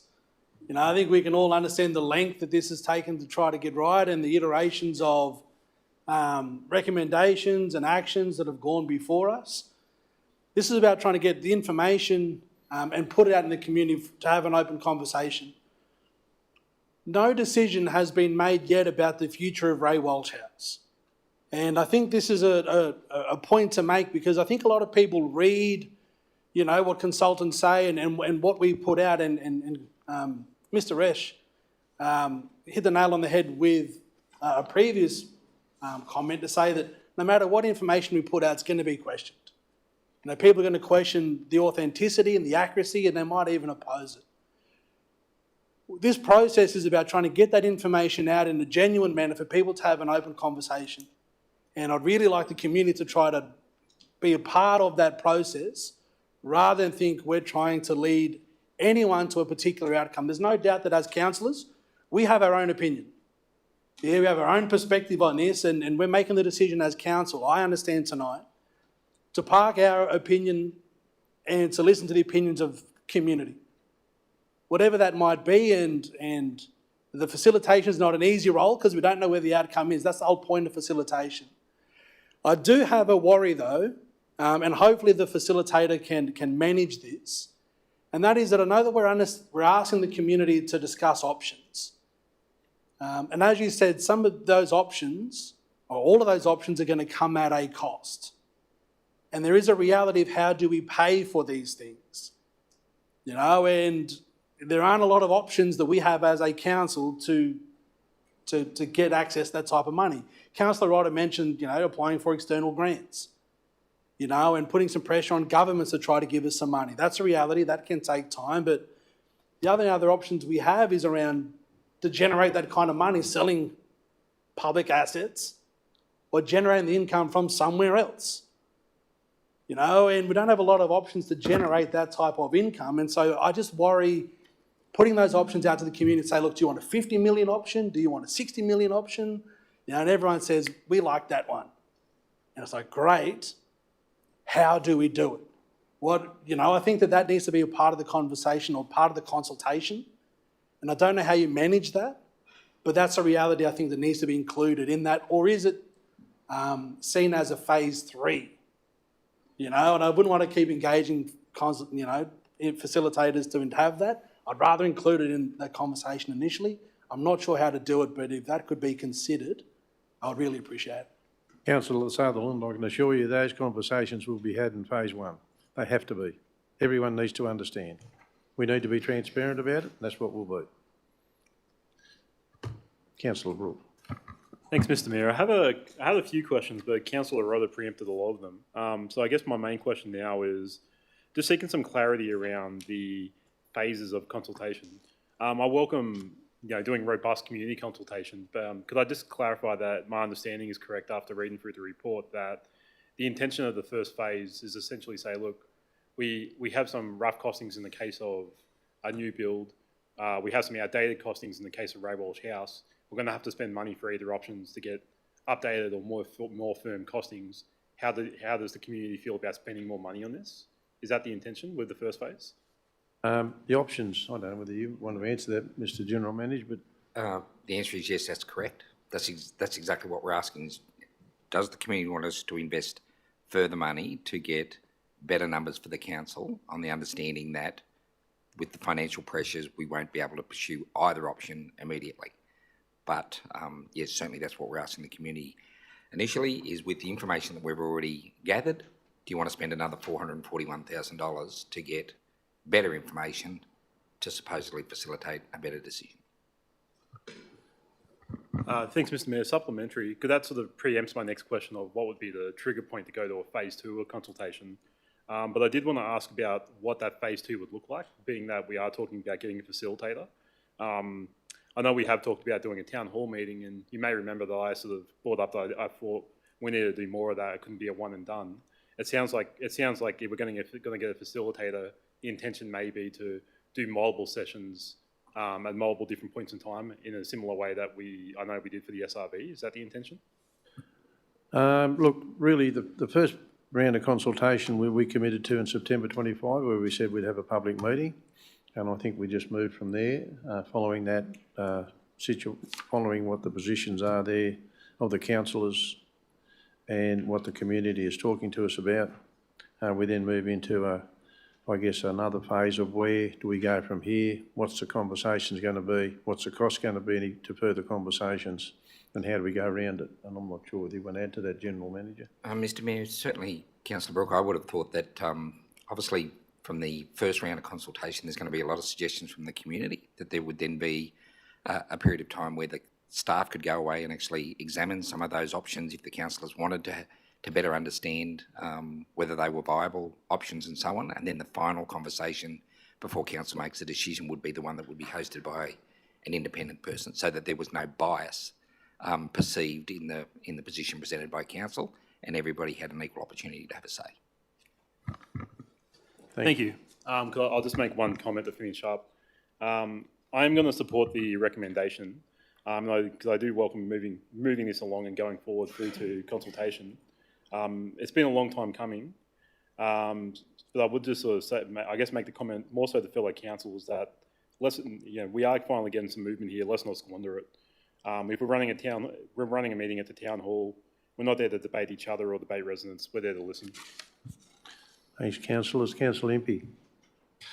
Thanks, Mr. Mayor. Yeah, look, I'm in full support of this recommendation because it presses the go button for the community to be more heavily involved and more deeply involved. And I, for one, and I'm sure my fellow councillors have received many requests from people who have said, can we be involved more in discussion around this? Because the Walsh House, or the home of council, has hit a nerve in our community, more deeply than I think what we might already imagine or know, which is why I'm thinking that the town hall might not be big enough. I hope it's not big enough. I do hope that we pack it out many times over. We have, roughly 65,000 people who live in our community. I think somewhere around about 45,000 people who vote, and of those, maybe, 25,000 ratepayers who pay rates through residential or commercial. So that's a lot of people. If we can only fill the town hall once, that's only a very small percentage of our community. So I wondered, in addition to the town hall, I haven't seen it mentioned, will there be an opportunity for people to use some form of, not social media, but some other form of electronic means, if they can't make it to town hall sessions, to use electronic means to share their thoughts, their wisdom, their words of advice and their ideas. And indeed, for the town hall meeting, will there be an opportunity, as we saw late last year at a youth function, where students were able to use their devices and connect to a screen and put their ideas forward rather than writing it on pieces of paper and all sorts of other things. I can't remember what it was called. It was called something. Anyway, would that be available for people who turn up for a town hall meeting so that we can bring a bit of technology into it and make it more efficient as well? Councillor Impey, if the recommendation gets up tonight, there'll be a lot of work done on how that's going to be managed. Further comments, councillors? Councillor Sharpen. Yeah, thanks, Mr. Mayor. It is a really unfortunate situation we're in. Pole in the way, sorry, I can't see you. But it is time to move forward. We need to as I say to my kids, we need to turn the temperature down on Walsh House and actually come together and have a conversation. I've spoken probably 10 people since the business paper came out. And it's unfortunate that as a council, we exist only under an Act of Parliament of New South Wales. So we have to comply with every single piece of red tape they also comply with. But we don't get the unlimited funding like they do. We've got to look to the ratepayers. We've got to look to the what we have to try and get these works off the ground. So I think this is a really good option to bring forward to the community to say this is what's on the table, this is how we can move forward, and we need to move forward together. Thank you. Further comments, councillors? There being no further comments, I'll ask Councillor North, do you want to close the debate or...? Just quickly, Mr. Mayor, thank you. It's good to see most councillors talking on this and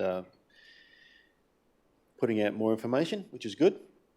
I think we can all be, it's good that we're all positive and want to move forward with it, I think, and we'll keep consulting with the community on this and we'll provide an action plan forward, which is good. Let's get this thing moving. Councillors, I'll put the recommendation. All those in favour say aye. Those against? Councillors, that's 7-1. Councillor Rod opposed the recommendation for community consultation. So we'll move forward. We'll now go to 7.2, council waste audits. Can I have a mover and a seconder? Mover and a seconder, move Councillor Sutherland. Seconded, Councillor Rook. Councillor Sutherland, you wish to speak to that? No, Mr. Mayor. Anybody wish to speak against that recommendation? Anyone wish to make comment on that recommendation? Councillors, I put that motion forward. All those in favour say aye. Raising their hands. Carried unanimously. Councillors, we'll now move to 7.3. 7.3, could we have a mover and a seconder? Move Councillor Sharpen, seconded Councillor North. Councillor Sharpen, you wish to speak to that? No, thanks. Anyone wish to speak against that recommendation? Any comments on that recommendation? Councillor Rodder. Mr. Mayor, can I just raise a matter arising at the end of this? Yes. Thank you. Any further comments on that? Being no further comments, I'll put the recommendation. All those in favour say aye. Aye. Carried unanimously. Councillor Rodder. Thank you, Mr. Mayor. Just in terms of the further development of the airport, where in terms of general aviation hangars and stuff like that.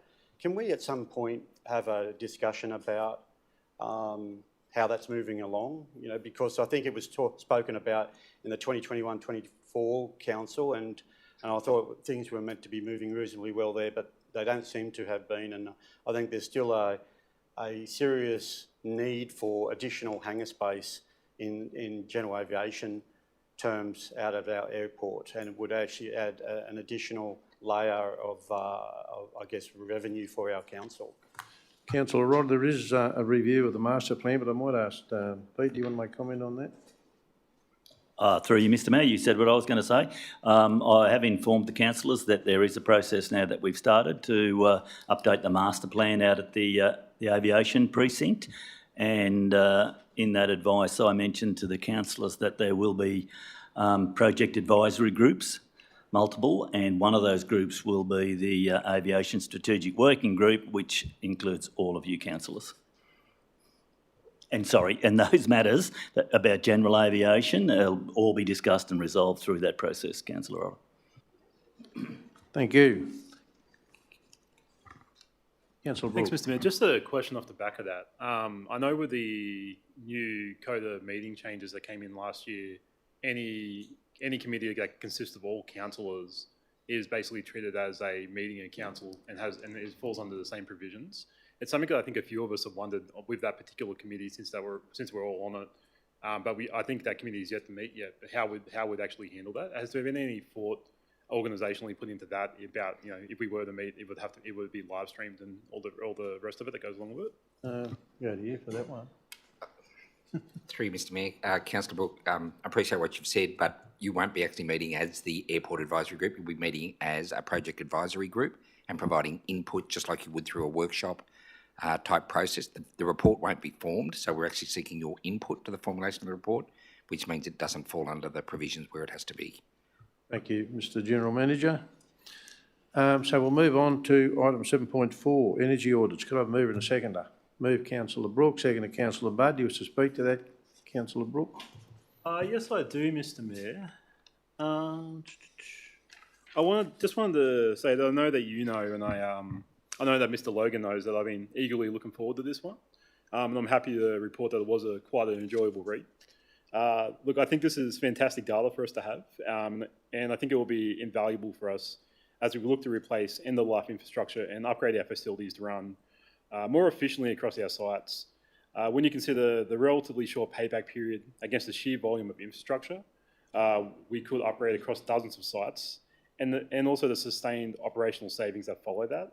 I think this represents some genuinely sensible and even exciting actions for us to take, and I look forward to see how the recommendations in the report are implemented as we move further.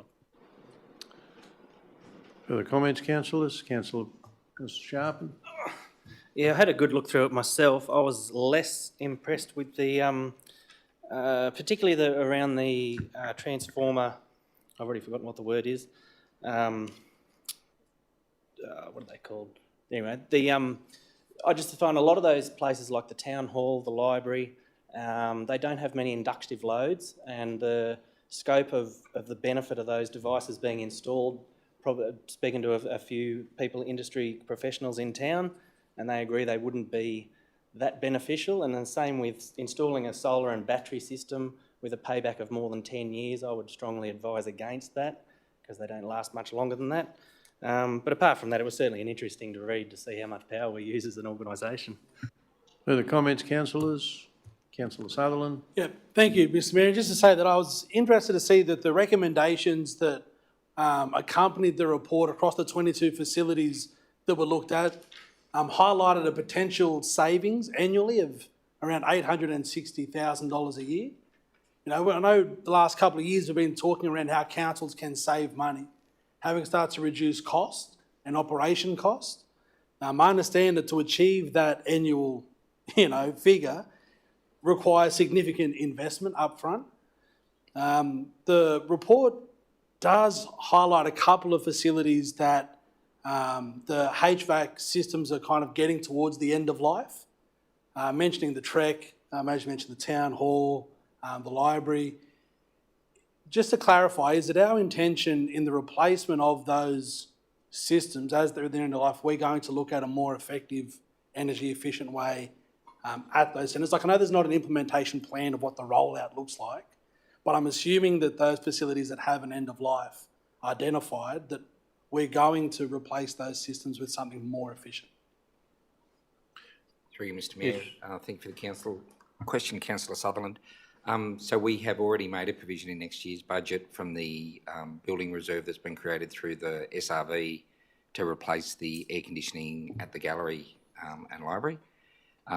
We have today had a conversation as an executive around the urgency to replace both the town hall and TREC facilities. We've recently had an audit of those systems done, and the consultant's strong recommendation is that they won't last through another summer. I think it would be a tragic thing and a lot of damage to council's reputation if those systems would have failed during the Country Music Festival next year. So we have certainly included those in the preliminary discussions around the budget to be undertaken before the end of the current financial year. Further comments, councillors? I'll just make one comment, and that is I think it's a pretty important step in that paragraph there where it talks about what this survey's really done and what this report's really done. He's actually identified some areas where we may be able to be in a position to make grant applications to the Australian Government's Community Energy Upgrade Fund. And I think, you know, if there's going to be some financial benefits, that's where we might get those through that fund. And we know that the government is very keen on working down that track. So if we can get some support there, I think we've got to not lose sight of the fact that that's in their report, and I think it's a very important part of that report. Any further comments? Councillor Rodder. Thank you, Mr. Mayor. Just in terms of the town hall, I assume that any additions to that would be considered, we'll obviously consider the heritage implications of that building and what it might look like if it had infrastructure on the roof or whatever. So I'll assume that it would be done with the heritage and the current appearance of the building in mind. Yes, I'll be fairly confident, Mr. General Manager. Councillor Rodder, you assume correct. Certainly we make the public adhere to all the heritage requirements, so we would definitely do so ourselves. Further comments, councillors? I'll put that recommendation. All those in favour say aye. Carried unanimously. Councillors, we'll go to item 8, Governance and Strategy. 8.1, Government Professionals International Scholarship. Could I have a move and a seconder? Move Councillor North, second to Councillor Budd. Councillor North, you wish to speak to that? Well, just briefly, Mr. Mayor, I'd just like to congratulate the Acting Executive Manager on obtaining this Manager of Strategy and Performance, on obtaining the scholarship. I think it's fantastic that that she's attending this and will no doubt help her professional development. And it's great. It needs to be put out there and reinforced that this is at no cost to council. This is being paid for by the Local Government Professionals Association. And it's a scholarship that has been awarded. So it's fully funded. So I think that's fantastic that we're getting bang for our buck, certainly there, in touring Canada, Whistler and local government areas in British Columbia, BC, or Blackberry capital. So I think this is a great opportunity and well done. Further comments, councillors? Further comments? There being no... Oh, Councillor Rodder. Thank you, Mr. Mayor. Just in terms of the cost, just for financial implications, it just mentions a tiny figure of 250. Does it mean that sometime in the future we're going to have to pay a lot more if we offer? No, Councillor Rodder. It's customary that when you get home hosted by somebody overseas that you might actually buy them a meal or something to say thank you for actually hosting. That's the only cost associated. Further comments or questions? I'll put the recommendation. All those in favour say aye. Carried unanimously. Councillors, we'll go to item 8.2. Could I have a move and a seconder? Moved Councillor Budd, second to Councillor Impey. Councillor Budd, you wish to speak? Reserve the right, thank you. Anyone wish to speak against that recommendation or that receive a note report? Further comments on it? I'll put the motion. All those in favour say aye. Carried. We'll go to item 8.3, Integrated Planning and Reporting. Could I have a mover and a seconder? Councillor Sharpen, seconded Councillor Sutherland. Councillor Sharpen, do you wish to speak to that? Just a tiny little request. Just looking through the reports about the parking strategy, I'm just wondering whether at a future meeting they could bring forward just some information about how that's gone, seeing it's been about 6 months since the new meters went in. But apart from that, it all I'm sure that can be arranged. Anyone wish to speak against that recommendation? Further comments on that recommendation? Councillor Sutherland. Yeah, just to make comment, Mr Mayor, that integrated planning and reporting framework is such a big part of what we do as a council. It's the backbone, and to see the current iteration of how this report's put to us, I'm in love with it. Yeah, don't tell my wife, but in regards to a framework and a reporting system on it, the IPNR framework is so gigantic. Being able to keep track of all of those outcomes is extremely difficult. And the way that the Manager of Strategy and Performance, Kate, has pulled that together is really easy to understand. And to see that we're on track for 85% of everything that we've committed to, and that there's some work that needs to be done, but majority of it we're doing what we said we were going to deliver for the community. That's incredible. Anyone who hasn't had a read through that review, I encourage you to. It's easy to follow, colour-coded even. So I just want to give a special mention to the way that that's formatted. I really do appreciate it. Further comments, councillors? There are no further comments. I'll put the recommendation. All those in favour say aye. Raising your hand. Carried unanimously. We'll go to item 8.4. Could I have a mover and a seconder? Move Councillor Budd, seconded Councillor Sutherland. Councillor Budd, do you wish to speak to that? Reserve the right. Thank you, Mr Mayor. Anyone wish to speak against that recommendation? Any comments on that recommendation? Mayor? Yes, Councillor Rodder. Just in terms of the figures quoted, there's a lot of round figures, 20,000, 100,000. Is it really that accurate? Oh, Councillor Rodder, I'd have to ask the General Manager to make comment on that. Through you, Mr Mayor, no, Councillor Rodder. I think you'll find for both of those items, they're estimates of what the cost might be. So we're still to have the final figures, but we're just making a provision in the budget for those activities to be undertaken. Further questions, further comments? Councillor North. Through you, Mr Mayor, for the General Manager actually, on regard to this, we've already heard issues with regard to increased costs on diesel in particular, which is going to be a massive burden on where we're going in the next 6 months. Are we planning, what are we planning for the issue with regard to running of council and its services in the next 6 months if this Strait of Hormuz issue isn't resolved, an opening of it? With regard to prioritisation of services, we're likely to hit a diesel cliff in another 60 odd days. Are we planning for this? Mr Resch. Mr Resch. Through you, Mr Mayor. Councillor North, we've actually discussed that. I've been talking about that with my managers, particularly George Sherman, who's our plant and fleet manager. At this stage, supply council hasn't been affected by supply, and we're still expecting that supply will be okay. If and when supply does get affected, we're looking at putting contingencies in place. So George will sit down with the managers across council and discuss those operational issues. So there's two things that can happen. One, supply can be affected, and the other is price can be affected. So you can still get the supply, but the price goes up, or the supply goes down, and we've got contingencies for both those scenarios. At the moment, the plant and fleet area is absorbing the price costs. At some point, they may not be able to continue to absorb those price costs, and those price costs, price increases will be pushed out to the council operational units, and that'll increase their costs. And the managers in those areas will need to consider how they're going to do that. And, they generally do that without trying to impact community services. So they can look at a number of ways I can still handle that increase in fuel cost or the plant rental cost and not impact community services. But the option of community services and levels of services can and will be impacted if it continues like it is, and that's one of the other areas. So, you know, for example, if we do resheeting every year, we don't have to do resheeting every year. We could go a full year without putting any gravel on our unsealed roads, and we could just grade them and do gravel patching, for example.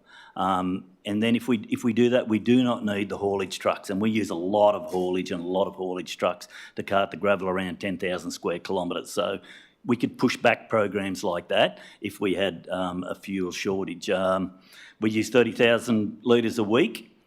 Bruce uses 10,000 of it every week at the landfill. So the landfill might have to look at their level of service, whether they compact every day, 4 times a day, whether they do that 3 times a week and only compact it twice, and send a letter to the neighbours and say, you know, the tip might smell a bit for a while we're managing a lower level of service. All of those things we will look at and how we can potentially reduce costs. But the primary goal would be not to reduce those levels of service to the community if we can manage it. But rest assured the staff are talking about those contingencies, and I can keep the councillors informed as we go forward. Just as an addition to that, local government New South Wales are talking to government about some guarantees around supply, as we are probably seen as emergency providers in many cases. Particularly, I think we provide fuel for the Rural Fire Service as well, stuff like that, but other things that we do, I mean the rubbish trucks, all sorts of things, all considered essential services, and so local government New South Wales are talking to the government about that at the moment. Further comments? Furthermore, just with regard to, I think we need to be looking at the prospects of how we ration our fuel in as short a time as 21 days' time from now, for example. Also like to see what if we have plans on how we manage staff possibly having to work from home, given they may not be able to transit.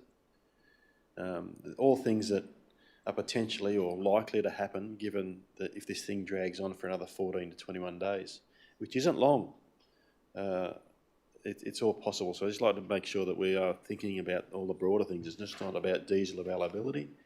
Price is frustrating, but in the end, diesel availability will be a massive issue. But there's other issues that will affect us right through the parts of council, and I just like to make sure that we're planning for that now, because it's going to creep on us up on us awfully quick, I think.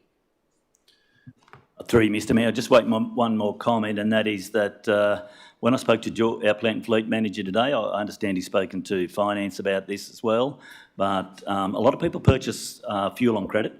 A lot of people purchase fuel on credit. And I said to George, talk to finance. When we get quotes for fuel, we will tell the suppliers that we will pay cash on delivery. We will pay immediately. So that'll make us a priority, I would imagine, for them. Notwithstanding that, the federal government may make exemptions for certain organisations when it comes to fuel, and we don't know, but local government could be one of those organisations. Further comments, councillors? No further comments. I'll put the recommendation. All those in favour say aye. Carried. Mark, Councillor Rodder, you support? Yes, carried unanimously. Councillors, we'll now go to item 8.5, which is the ANZAC Day Memorial Services within the Tamworth local government area. We have a number of centres there where the service is held, and we'll be looking for people to put their hand up to attend some of those centres. So if I can get some names, please. Councillor. Yep, MP. Yep. Sorry, Mr Mayor. Yep. I've been asked to attend the Gibb Street Memorial Service. Councillor Impey, Gibb Street. Councillor Sharpen. I've been asked to attend KOOTINGAL, but I'll also be attending here in Tamworth. Tamworth service. Someone noting that. We got you want to your Gibb Street, your Tamworth, and KOOTINGAL. Yeah, and I'll also be attending. And Bendemeer as well. Other councillors? Councillor Budd. Thank you, Mr Mayor. I attended Bendemeer and KOOTINGAL last year, but I'll do Bendemeer again. Bendemeer. Councillor Budd. Councillor Brook. I'd like to put my hand up for Somerton, if I could. Somerton. Councillor Brook at Somerton. Councillor Sutherland. Manila, please, if possible. So we got a couple at Manila. Do you want to do Manila School? It's on a different date, or not just Manila? I just have to check the date for Manila School. I don't think there is a date. I think it's normally during it's a school thing. Yeah. There's no date in the business paper No. for that. So we'll put you down for Pencil me Manila. down for both, We'll yeah. put you down for Manila. We'll find out with the central school. Yep. I'll let you know. Other council. Mr Mayor, can I just add, I also did Nundle last year. I'm happy to go and do Nundle again if that takes. Oh, you'll do Bendemeer and Nundle? Do that circuit, thank you. Councillor North? I'll put my hand up and cover Barraba again. Councillor North's going to Barraba. Further, Councillor Rodder? Mr Mayor, I'm going to have to just apologise. I am returning to Tamworth and not on the 24th, and not sure if I will make it back in time for ANZAC Day morning, and that's why I'm a bit hesitant to put my hand up, because I don't want to disappoint the community. I did last year do Jurai. Maybe I could suggest perhaps Councillor Mears might be happy to do that if in my stead. I just don't. I can't guarantee I'll be back early enough on ANZAC morning to assist. So what we might do is if we put Councillor Mears down / Rodder, and then we'll work that out. So further. Who we got? Attunga and Moombi. I won't be able to do the dawn service as well as Bendemeer, but happy to do the Tamworth dawn service if there's no one Yeah, else. I normally do that as well, so that'll be fine. Can I jump in? You want to go to the dawn service too? Oh, well, that's good. Feeling sprightly. Councillors, if we haven't got someone to go to Attunga, I'll go to that. I was just looking at the times, Mr Mayor, I think I should be able to get over from Somerton to Attunga, so in time, so I'd be happy to put my hand up. Attunga's normally about 3:15. It says 10:45 a.m. Pardon? In the business paper. It says 10:45 a.m. It'll be the first time, main service. Oh, you want to come to? Thinking of doing Somerton then going over to Attunga. Yeah, Attunga's normally about, as I said, about 3:15 normally.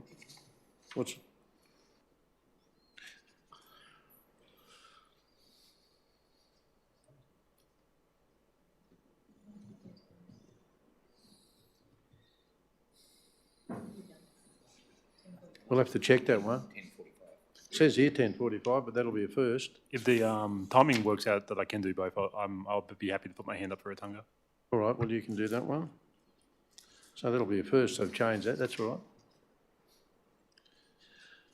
Where else would Moombi is the only one missing? Are those times going to not clash for you? Well, it says it's on a school day. It's on the school day, 10:30 in the morning, yeah.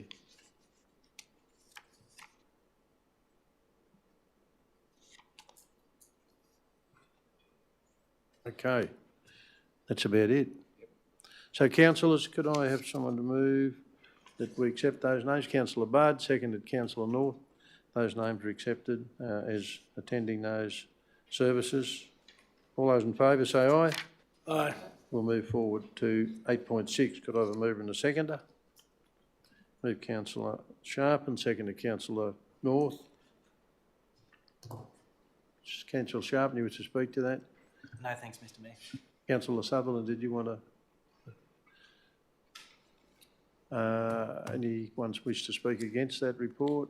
Anyone got questions on that report? All those in favour, please raise your hands as being carried unanimously. Councillors, we'll now move to community services, and we'll go to 9.1. Councillor Sutherland. Thank you, Mr Mayor. I'd like to move an amended motion. Yep.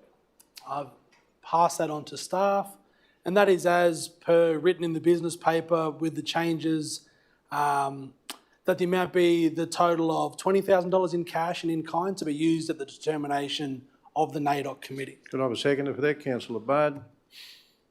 Wish to speak any further? Yeah, please. First of all, just want to highlight the amazing work of the Aboriginal Liaison Officer, Brad Withers, been with us now for just under 12 months and putting forward recommendations to Council. Great work. NAIDOC is a massive part of the annual calendar. Council has been committed to supporting NAIDOC events for a number of years now. The Tamworth NAIDOC Committee run a series of events, a calendar of events that scope right across the town. Unfortunately, we've spoken tonight around just the financial situation we're in and the uncertainty when it comes to cash and resources in the future. It's sad to not be able to provide the NAIDOC committee with the amount that they've asked, but still a significant figure to be able to support the program of events. When you talk around the march on the Friday, which is iconic, the Family Fun Day, supporting elders in an elders lunch. It's a massive week overall, and it's fantastic to see this recommendation where Council can support it. Thank you. Anyone wants to speak against that recommendation? Any further comments on that recommendation? There being none, no. Councillor Rodder. Thank you, Mr Mayor. Look, I certainly can support the reduction. I was a bit concerned, as you probably would recall, 2 years ago it was 15,000. Last year it was over 44, and just the trajectory seemed to keep on going up and up. And I didn't think it was actually necessarily responsible, but I think capping it at 20 for this year it makes perfect sense. There was one question I did have, and that was I noticed in the report it had a letter dated last year requesting support. Was there a letter for this year? I'm assuming there would have been, but look, regardless of that, I think our staff have been talking with and liaising with the groups involved. Yeah, I appreciate that. But look, you certainly support this. It was a bit concerning the upward trajectory which I think would have been unsustainable. Thank you. Further comments? Councillor Bud. Thanks, Mr Mayor, and thank you to Councillor Sutherland for his amendment. Importantly, what the amendment does do is allows the NAIDOC committee themselves to make decisions on where they want to move forward with their program. I think that's important. It's not the place for council to do that, but it's very important for those people in the NAIDOC committee to make their own decisions about where they can actually use that resource. Thank you. So, Councillor Sutherland, do you want to close the debate? Yeah, just quickly, and just to say that in the future, I know that we've spoken about it as an organisation, but having Council's commitment to NAIDOC Week being recognised as a line item in the budget, I think is where the direction we've spoken about it before. I know there's conversations say that when the Closing the Gap implementation plan will be created, we'll start to look at that. We provide a lot of support for other organisations on an annual basis that contribute financially. Having this come up every year as an item outside of the budget, I think should be avoided, because we have an annual commitment that happens every year. Being able to make sure the NAIDOC committee knows what that figure is and can work within, I think is a better practice, rather than saying, well, tell us what you would like to be waived and we'll discuss that figure. Being upfront with a nominal total, I think, would be beneficial to see in years to come. Councillor Sutherland, the General Manager and I had a conversation exactly in regards to that today. So, any further comments, councillors? Councillors, I put the motion as written. All those in favour say aye. Carried unanimously.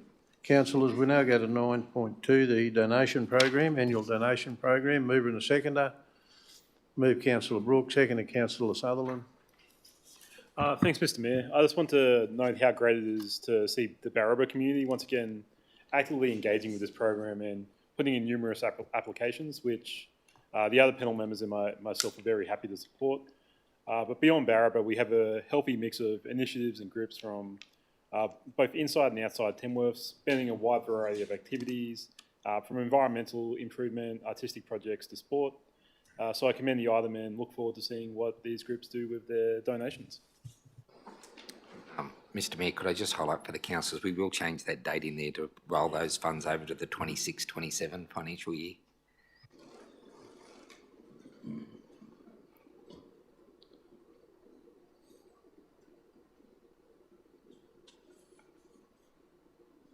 You get that? No.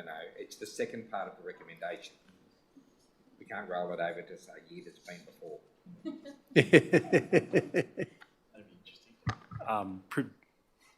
Procedurally, would you like me to move that as an amended motion? No. No need to do that. Further comments, councillors? Councillor North. I am quite excited to see all these groups supported, but I'd certainly like to state that the winner is BARRABA, and I think that's great to see so many different organisations putting in for from BARRABA, you know, a fair way from Tamworth, seeking help, and we can support them, so that's wonderful. No further comments. I'll put the recommendation. I'll put the motion. All those in favour of the motion, please raise their hand. Carried unanimously. Councillors, we'll now go to 9.3 youth activities. Now, did we all receive an email from Paige in relation to, I think it was 2,300 there, no.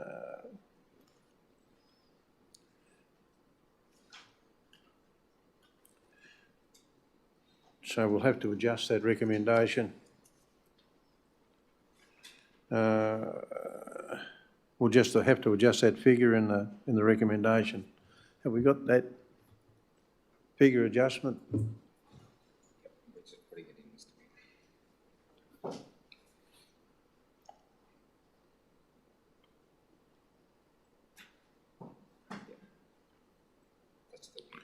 So, councillors, the recommendation is as printed, but the figure's been changed because there's been some changes to fee waiver requirements. So, could somebody please move that? Councillor Sutherland, Councillor Impey. Councillor Sutherland, you speak to that? Yes, Mr Mayor, and just to point out the fact that this fee waiver has come at the request of the Youth Council. Yeah, the Youth Council have sat down in previous Youth Council meetings and sat down with, as mentioned, the consultant, Sewa, as well as council staff to work out what Youth Week events and activities would look like and what facilities might be used in order to put this on. I just mentioned that because reading through the report, it sounds like that we're waiving the fees for the consultancy agency to put it on. So just to clarify that this has come from the Tamworth's Got Talent and the School vs School Trivia Showdown events have come at the request of Youth Council, and the fee waiver really is supporting the Youth Council to hold events throughout Youth Week. Further comments, councillors? There are no further comments. I'll put the recommendation. I'll put the motion. All those in favour of that motion, please raise their hands. Carried unanimously. Councillors, we'll go to item 10. There's no reports to be considered in... Oh, sorry. Yes, there is. There's a lot. Mr General Manager, do we have anyone that has asked for any of the items enclosed to be put into open? No, Mr Mayor. Is there anyone wishing any of the closed items to be brought into open? Yes, Councillor Rodder. Thank you, Mr Mayor. Item 10, what would be 11.5, the proposed sale and development of the old athletics track, Gunnaganoo Road, Hillview. Mr Mayor, I believe this matter should be heard in open council for the following reasons. We need to discuss the proposals at the site, and the community should be engaged in those discussions to ensure its activation achieves the wishes of the community and indeed the spirit of the original EOI process, particularly given the intention of the original EIO, which was to activate the site with a larger golden guitar, country music museum, visitor information centre with plenty of parking and accommodation. This latest offering delivers only part of that. In August 2024, Council voted to retain ownership of the land on the corner of Greg Norman Drive and Gunnaganoo Road for a similar purpose. On 13th of August 2024, the former council resolved not to sell this parcel of land because the sale price was too low. And I'd like to know really what advice has council received about current market values. I believe a rush decision tonight is like selling our kids' and grandkids' future down the drain for a parcel of land that is close to many amenities and services and should be utilised for the highest and best use. I believe it should also be done right that we properly consult with community, initiate a new EOI to establish other potential offers from other interested parties which is a responsible and appropriate way forward, especially given the last EOI was undertaken during the COVID pandemic and received not that much interest. I think that there'd be far more interest now than there was then. Can I get a response to that?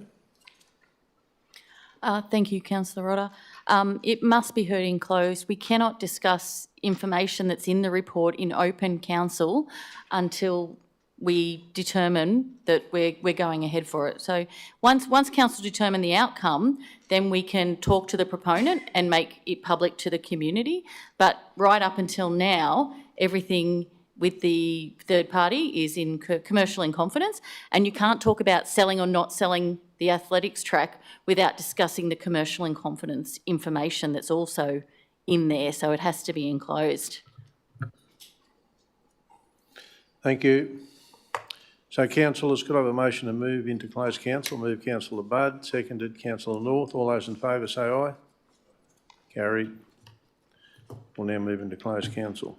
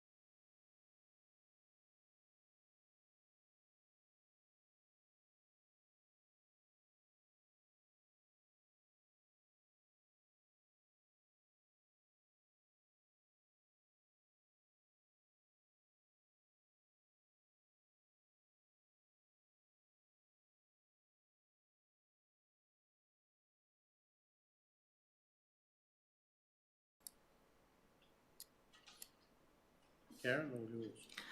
Okay, in relation to items 10.1 through to 10.5 of the business paper enclosed, Council, the items were adopted as per the business paper. Council, there's a motion to accept and close the meeting. Councillor Budd, Councillor Brooke, all those in favour? Meeting's closed.